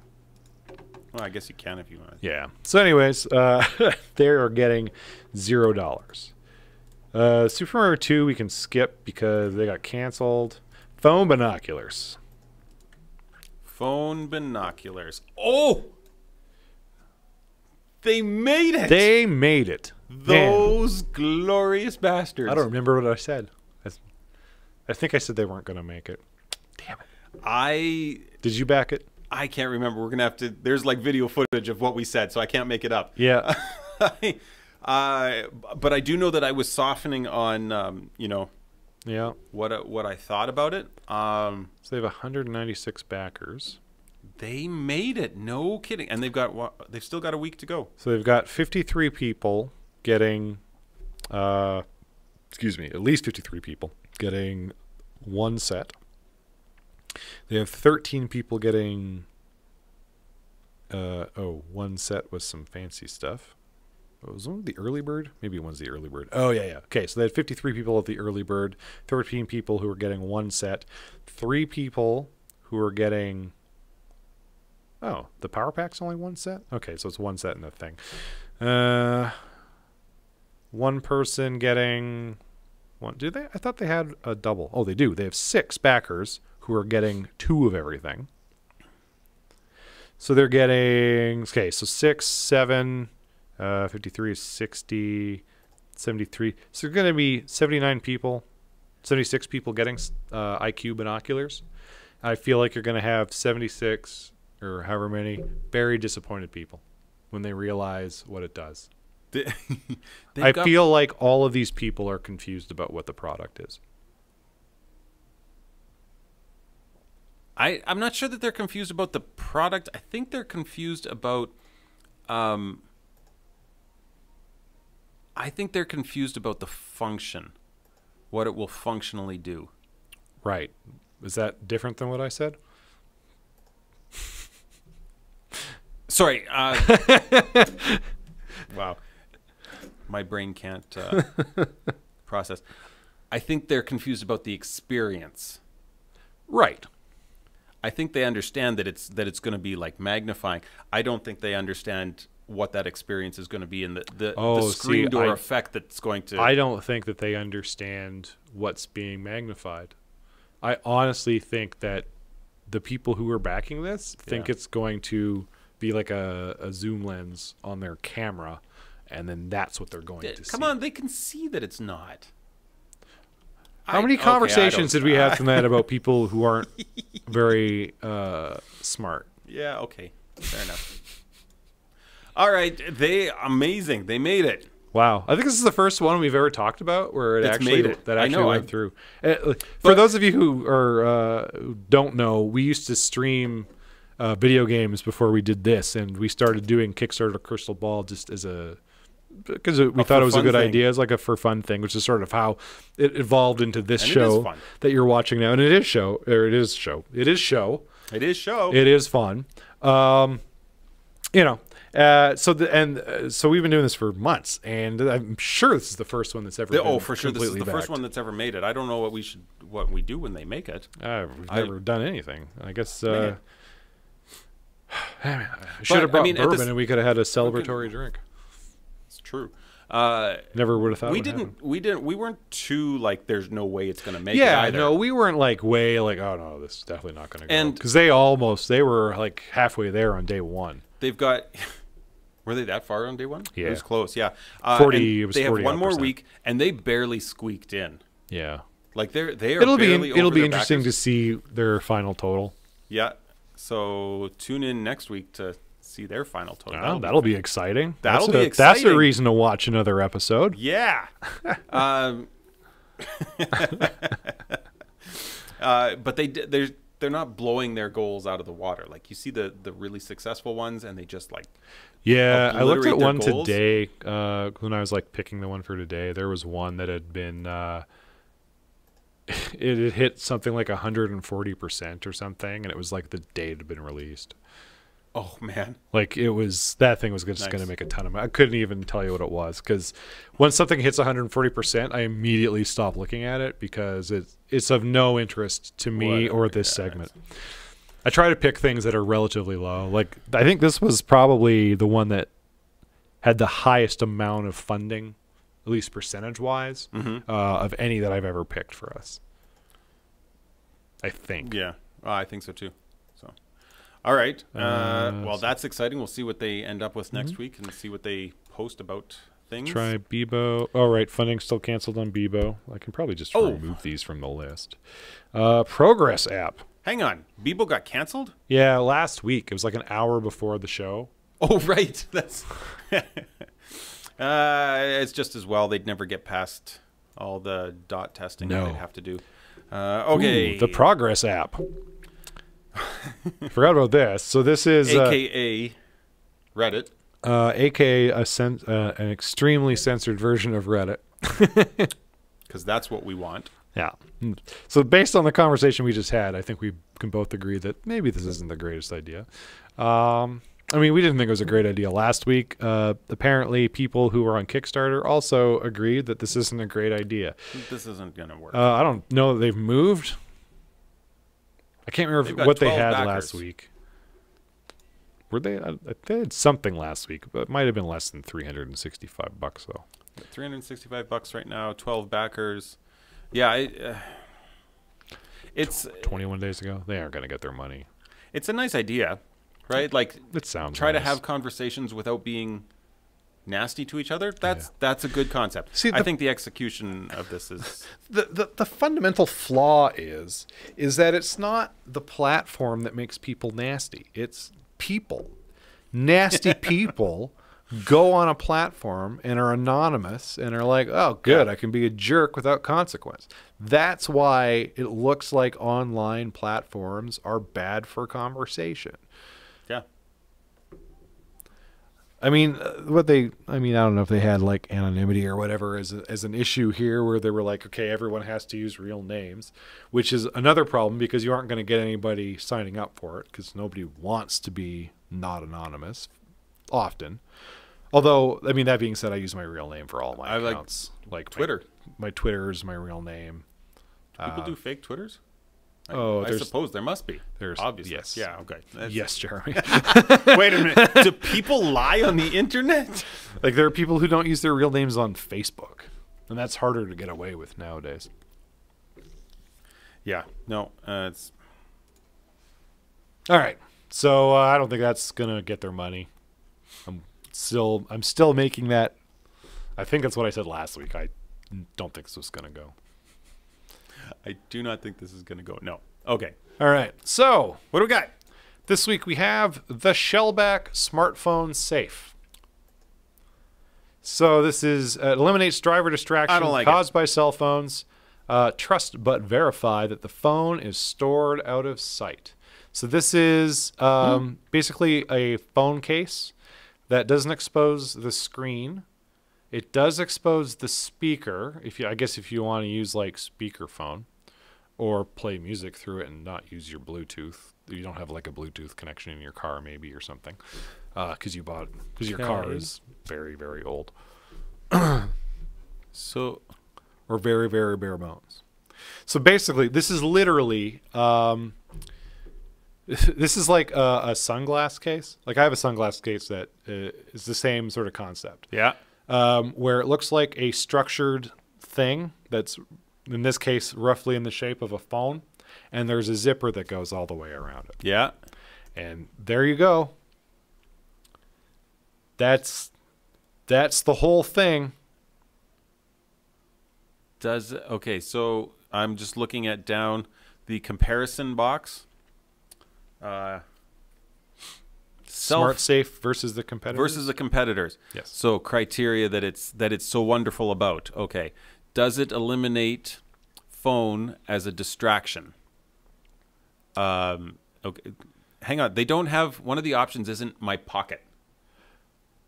Yeah. Right? Like, okay. So the one thing I do, like I can honestly say I'm one of those people who have never spoken on the phone while driving, like holding it to my ear. I've always used Bluetooth or hands-free. I've never texted while driving. I will admit that I have looked at my phone while at a stop sign or at a stoplight, but I've never been like, driving around texting people. Or even I've never even like been sitting at a stop sign texting people or a stoplight, whatever. I don't so much anymore. I have, obviously more than I should, because it's not a good thing to be doing. I understand that, and I have done it in the past. You know what's great for getting you to stop doing that? Kids. Man, my kids call me on that like crazy. Big downside to kids, though. Like, first of all, you got kids. There's like, now everything smells weird. Only for the first little while. No, forever. When I first started working at a movie theater, one of the first theaters I ever cleaned was a Lion King showing. And kids' movies, and I don't know if you know this, like maybe you're immune to it when you're a parent, they have this funk that I can only describe, and I will never forget it. This was 23 years ago. Yeah, this was a long time ago. It smells like a weird mix of Jell-O and poop. And so now that is my go-to description of kid smell. Also, I don't even understand their competitors. Like, field audits? Like, just some random guy looking in your car and checking to see if you're using your phone? Like Installed hardware. What? Drive cams I kind of get, I guess. Apps? Like my phone, like my iPhone, I'm on like the newest iOS 11 or whatever. When it detects that it's connected to a car, it actually tells me that it's not going to give me any notifications until I'm done driving. That's crappy. Right? Like, I'm just saying, like, apps could actually stop it from being a distraction. It depends on the app. Like, obviously, this is a nonsense chart. Well, yeah, I don't understand. And then the thing, easy to set up. Okay, so more than just being like a case, it does have a thing in there, I guess, that tracks movement. It sends out an immediate alert when a driver decides to take the phone out of the case when driving. So there's something there where you have to like, are those buttons or just lights at the top? But apparently apps aren't portable according to their chart. Well, I mean, you can't just move them from phone to phone. Like, I can't install my anti-notification app on your Android. Maybe, I guess. I'm assuming that's what they mean by not portable. This whole chart is stupid. This is meant for like businesses, right? No, I think this is meant for parents. I think this is for parents of new drivers. Be like, you want to take the car out? You got to put your phone in this thing. Yeah. Both brothers have experience managing fleets or salespeople who drive in their territories every day. Okay. Oh. Well, yeah, okay, I guess. Tom has 2 teenage sons. Tom looks like a teenage boy. What? Maybe that's one of his teenage sons. One maybe. recently received his driver's license, and I don't another know who who is this guy still, is. or who will start driver's education soon. I'm just going to keep this guy's face Their up on simple the screen. solution, that guy's face, is an intelligent cell phone case that allows drivers to store their cell phones out of sight inside a shellback smartphone safe, and removes the urge to check their cell phone screens while driving. Yeah, this is definitely another example of crazy solutions to problems that really just have smart answers. There's easy solutions to this, right? Like, keep it in your pocket. keep it in your pocket. Keep it Out of sight, out of mind. Throw it in the glove box. Throw it in the trunk. Tell your drivers you got to keep your phone in the trunk. Yeah. Now I get this makes sense, I guess, from like a risk management point of view. If this is like trackable data, I suppose. But I also feel like this is the kind of thing that can be easily circumvented. Well, I haven't read all of the details, so I'm going to make stuff up as I go along here. Sure. But, okay, no. So if I can use any phone in this, and I can put multiple phones in here, what it's not doing is, like, I don't have to plug the bottom of my phone into anything to indicate that it's in the case. Right. So I could theoretically put any, and I don't even know if it's this smart, if I even need to do this, put something roughly phone shaped in the case and zip it up. No, it's saying that it connects Bluetooth to your phone. Right, but Bluetooth will... Right. If it's in my pocket and it's next to me... I'm with you. I can put it on top of it, and it will connect via Bluetooth to my phone also. Yeah, I'm with you. Those have got to be things that they've thought of. Well, you'd think so, but this is kind of what we're here to do. But this is what we're here to do. We don't know that they've actually thought about these risks and challenges. Yeah, where is the risks and challenges? Why can't I find... Oh, there it is. Keep going. It's always at the bottom. I got it. They spent the last 2 years developing in a methodical and proven way. To be fair, like, of the things we've seen, this actually does look like it's going to be well constructed in an actual product. Yeah, it does look like it's... They're not asking for money so that they can start planning. Yeah. This isn't like, we need $15,000 to plan a 9D theater, please. They only want 30 grand. They want 30 grand. Okay. 33 days. They've developed a solid design, conceptual design, in brackets, consisting of a documented, high-level, well-conceived technology plan for implementing our product that, when carefully compared against the requirements, defines the optimum approach to meeting those. Okay, so they... I mean, they've done prototype testing. Risks? They've done prototype, beta testing. Yeah, they don't have actually any risks. That they're listing? I don't see any, but my reading comprehension is subpar tonight.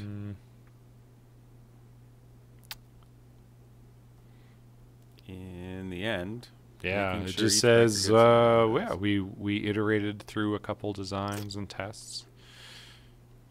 Like, it looks like, I mean, I don't know. Oh, no, they did like half a year of prototype testing, it looks like. The beta testing was 3 months, give or take. 4 months, because I'm bad at math. 5 months, because I'm really bad at math. It's not so much that I'm bad at math, I just don't know which month is which number. So when I subtract, I'm just using the wrong numbers. My math was solid when I thought that September was the 8th month. The 8th month. The numbers were correct. Oh, and also that's not even accurate. I was right the first time when I said 3 months because it's April to July. It actually tells me the end date. Good job, Dave. And it was only 6 months for the concept design. I don't know. I don't know what I'm talking about anymore. My point is, at least they did some testing. I think this is, like, from a consumer point of view, I think this is a waste of money. If, you know, unless there's a way, there needs to be a smarter way to make sure that the phone's actually inside it. I think it's too easy to circumvent if you're relying on it for risk management. Like if you're running a fleet. Yeah. And if I was a teenager and my mom gave this to me to like put my phone into and she wasn't around, I would immediately put something that wasn't my phone into it. If even like if that was even what it needs. And I bet you it doesn't. Like I don't think there's any sort of like weight sensing device in there or anything like that. I imagine it's just Bluetooth. They've got to have some sort of they've done the beta testing, they've done right, but what was their like we don't know what their scenarios were, right? Like their scenarios were, can you put your phone into it and leave it out and can you hear stuff through it? Was probably the beta testing. No, watch the videos. I'm watching them. They're actually they do tests where if it's open, yeah, then it sends a text. Yes. What I'm not seeing here is what if I put something that's not a phone in there? Yeah, I get that. I'm just saying the way like that's such a simple scenario that I think they had to have. You know, the thing is, though, like, I've helped develop test scenarios before, and sometimes you miss really obvious things. You're so focused on... sometimes you're so focused on what this product is supposed to do. You're only testing, does it do the things I say it's going to do? Right. And you forget about other scenarios where people are like, well, can I make it look like it's doing what it's supposed to do without actually going through the motions? It would be, like... I'd love to be wrong about it, but you know, my experience in the world of testing tells me that this is the kind of thing that people often forget about. Like I'm guilty of it too. Like when I test, like if I work on a ticket and I test it before I send it to QA, sometimes I forget to test obvious things. Like today, I was fixing a bug this morning because I had a form that had some conditional stuff happening on it, right? So if you picked something from this drop down and yes from another drop down, it would automatically set a third drop down to yes, and it would disable it. And then, you'd hit save and whatever. And so this data wasn't being displayed on an overview page anywhere. It was like literally just on the edit page. Yeah. And so I would just reload the edit page to see if it was working. It would show up as yes. And I was like, good, this works. So QA is testing and he's like, so this doesn't show up anywhere to be seen on the overview. And I was like, no, it's just on the edit page. So he actually looked at what was being stored in the database. We were storing null. And he was like, I don't get it. He's like, how come if this is yes, we're storing null in the database? And I'm like, well, that's a really interesting question because it shouldn't be doing that. So here's something you might not know if you don't do a lot of JavaScript development. Okay. If you disable a form field, right? So you set disabled equal to true. Yep. And you submit a form, it doesn't send anything for that disabled form field. Right. It sends null. And so because null was a valid value to have in there, it was like, this is fine, and we'll just put null We're in good there. to go. And then when the edit page would reload, it would go, oh, well, this dropdown has this, and this dropdown is yes, so we just set this to yes automatically. So in my testing it, works perfectly fine, does what it's supposed to do. Yeah. And then I was like, so when I was fixing the bug, I was like, you know what? I'm just going to throw a place to display this on the overview also, because this is probably important information anyway. Just so that we can see it. Yeah, like it was an easy enough fix, but it was like kind of embarrassing that I had done that. When you don't think about, Okay, so you really think that they haven't thought about how kids could get around this? I think I've identified a fatal flaw in their program. It might be. In their system. if I had, I mean, unless you're there, like, okay, so like if you are a parent who was like handing keys to somebody, or just like your job is to, if I need to give you keys to go drive a vehicle, yeah, the only way I'm giving you these keys is if I see you zip your phone into this thing. Okay, now, yeah, I guess that solves that problem. Right? But if it's like, hey, you have your phone case and you go, yeah, it's right here, my phone's in it, digga, digga, digga, digga. And they go, okay, here's your keys because, you know, I work at places and sometimes people take shortcuts because they don't care about doing things the quote unquote right way. Eventually, this is the kind of thing where shortcuts will be taken. And that's where you're going to see a weakness in a design. Like, I just want to see some evidence that they've figured this out. that they've identified, because they talk about it confirms. See, they say it confirms the phone is out of sight. The phone goes in the case. It confirms it's out of sight because you've zipped it inside something you can't see through. That's why the phone is out of sight. Okay, so it does. It also does say reports on device usage in real time. And then in brackets, you will know if the case is opened or closed. So that's the device will report? Well, there's like something inside that case, right? Yeah. Like that it connects to via Bluetooth. And so Yeah. if it gets opened while you're driving, it will send a text. I guess okay, so it could also detect if there's something happening on the phone. That's what I'm wondering is like what's sending the SMS message? It would have to be the device. It's got to be it has to be like the case. Otherwise, you can disable it. Otherwise, you have to have an app Yeah. on the phone that the device connects to. And those aren't portable. Like that's a real strike against an app. So there has to be there looks to be a piece of hardware that is able to send text messages. Yeah. So now you have to have a separate data plan for it. Yeah.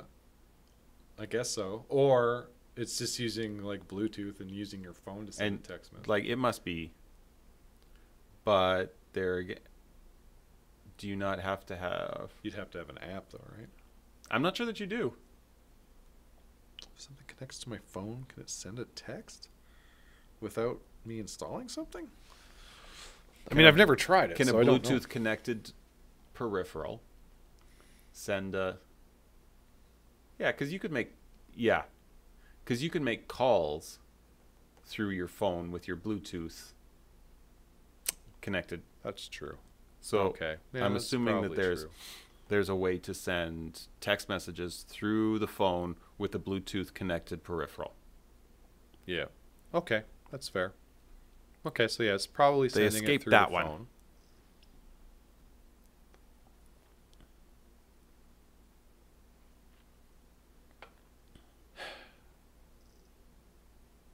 Well, this is captivating. Yeah. All this conversation we're having. So, like, okay, like maybe they have found a way around this. It depends on what's triggering the actual SMS, like the text message. Like, what are they counting as device activity, that sort of thing. Because, like, if you're getting notifications and it's in there, that's still device activity. If it's outside and it's getting notifications and you're looking at it, like, is an SMS going to go out? Like, is it going to know? Okay, so here's the other thing is there's an ambient light sensor on the phone. Tape.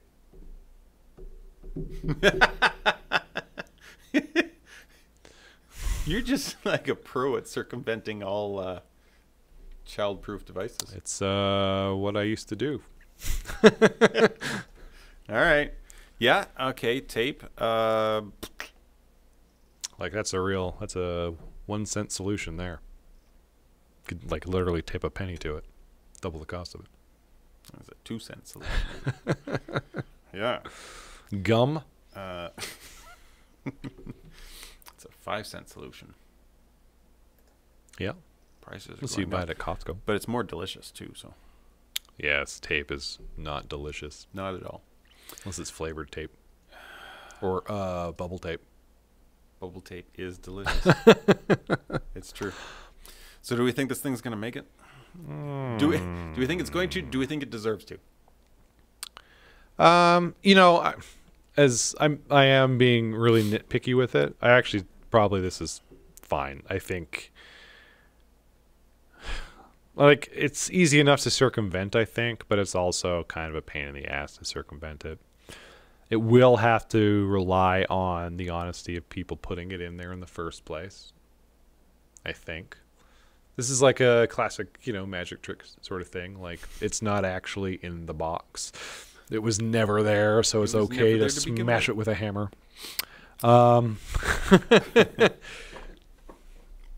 Yeah, like, I mean, all in all, of the things that we generally look at, this isn't too bad. I think this is actually a less disappointing thing than the stupid binoculars. I'd rather have this than the binoculars. Oh, no, I'd rather have the binoculars.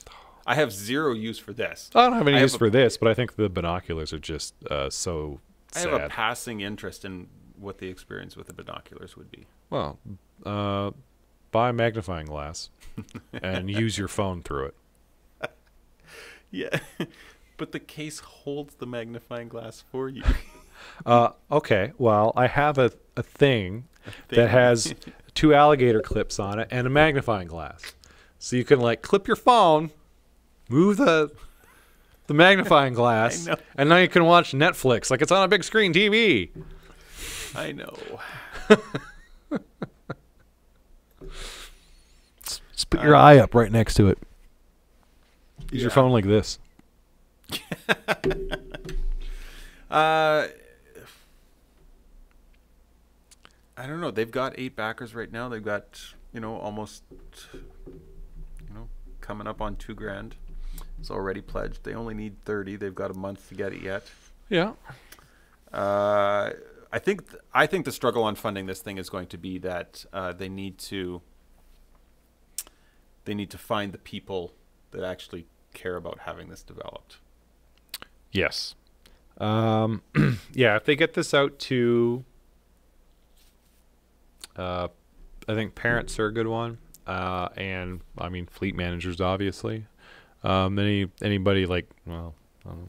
But like part of the issue also is, like, I know a lot of fleets now, like, they use their phones for communication as opposed to using radios because it's cheaper because everyone has a phone in their pocket. Yeah. Right. Yeah. So I don't know.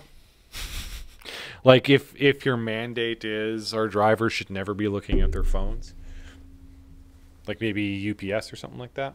Like, this is actually, if I were these guys, I would, like, tweet this at UPS and FedEx and all those carriers.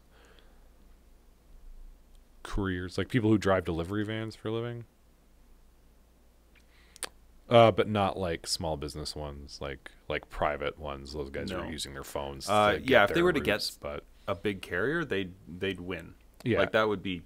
Yeah, they wouldn't need this. I'm just, they'd be. Yeah, because UPS would be like, oh, well, we'll just buy your company or whatever, right? Like, well, fine. And at the same time, if I'm UPS, I'm like, no.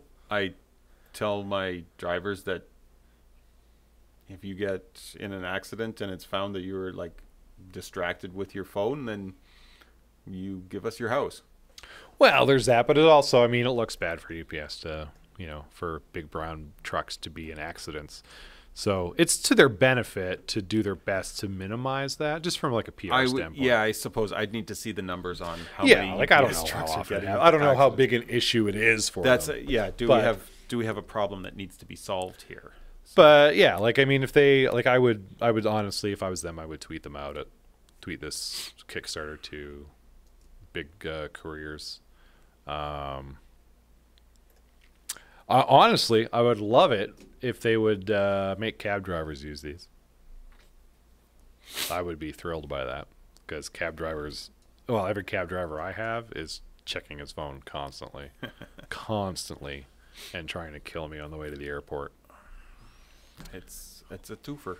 Or on the way home from the airport. They're always just garbage.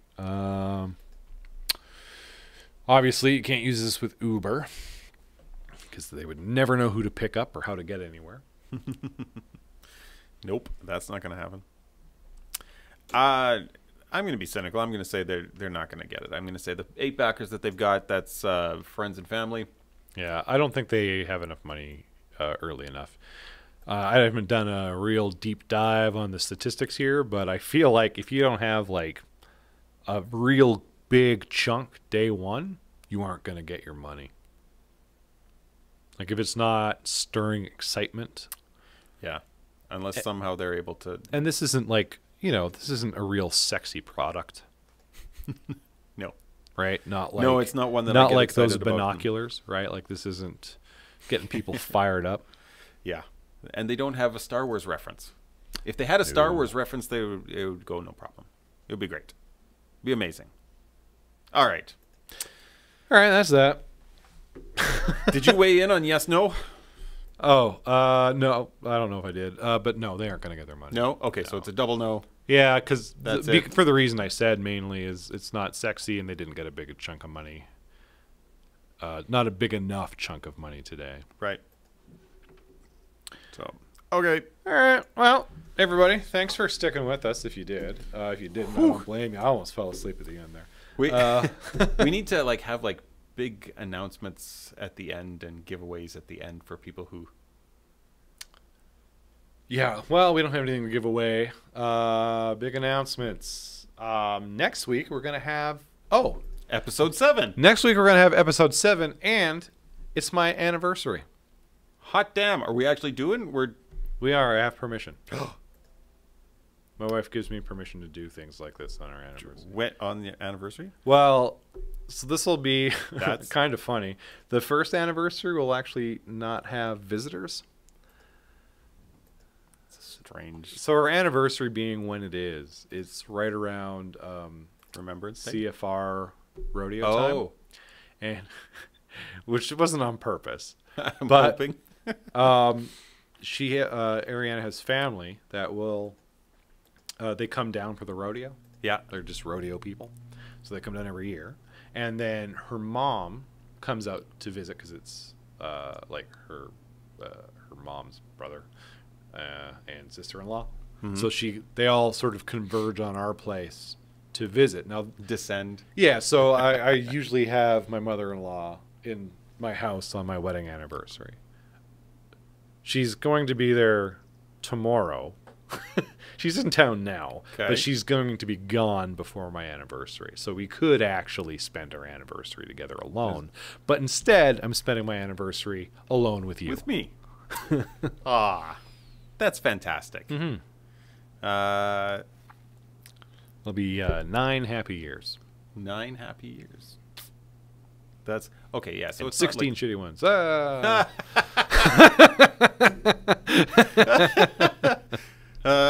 As no one's watching anymore, so you're safe. It's fine. Yeah. So I don't know how this show went so friggin' long.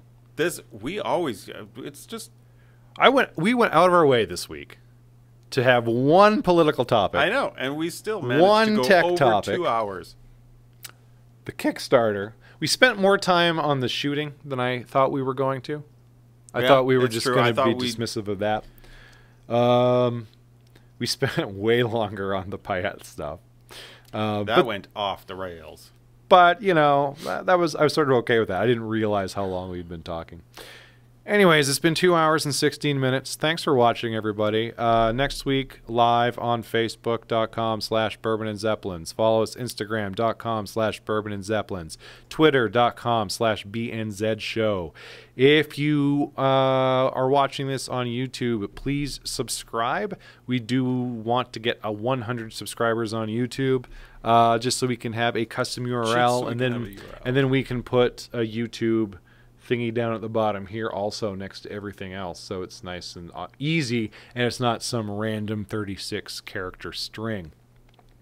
If you're not watching this on YouTube and you have a YouTube account, please go to YouTube. We've got 6 subscribers. Yeah, I think I subscribed from an extra account. I think I'm 2 of them. Okay, we gotta get. We don't have sex bots subscribing like I thought we did. They're all real people, which kind of good, kind of bad. Yeah, so anyways, my point is, if you're watching this on something that's not YouTube and you have a YouTube account, just go to YouTube and subscribe. Like, what does it hurt? It doesn't hurt. Like, just, man, it doesn't do anything. Just go and subscribe, and then go tell people to subscribe. Force people, go, just, you know, let us have a URL. Steal your brother's phone, log into his YouTube, go subscribe to our channel. He literally won't notice. We're going to show up in his feed once a week. Once a week, that's One time a week. And we usually do it, like, on the middle of a Saturday or the middle of a Sunday when no one's watching YouTube anyway. Right. Right? It's harmless. Yeah. No one gets hurt. So that's that. Also, if you have any sort of feedback about the show, you liked it, you didn't like it, you want to comment on something we talked about, you want to criticize us about something we said, you want to correct us or deride us or degrade us. Or even compliment us. Okay, sure. Well, sure. Throw that one in there. Just if you want to be nice to us. If you want to be nice to us. I mean, I think Jeremy forgot we're on the internet here. On the intertubes. On the interwebs.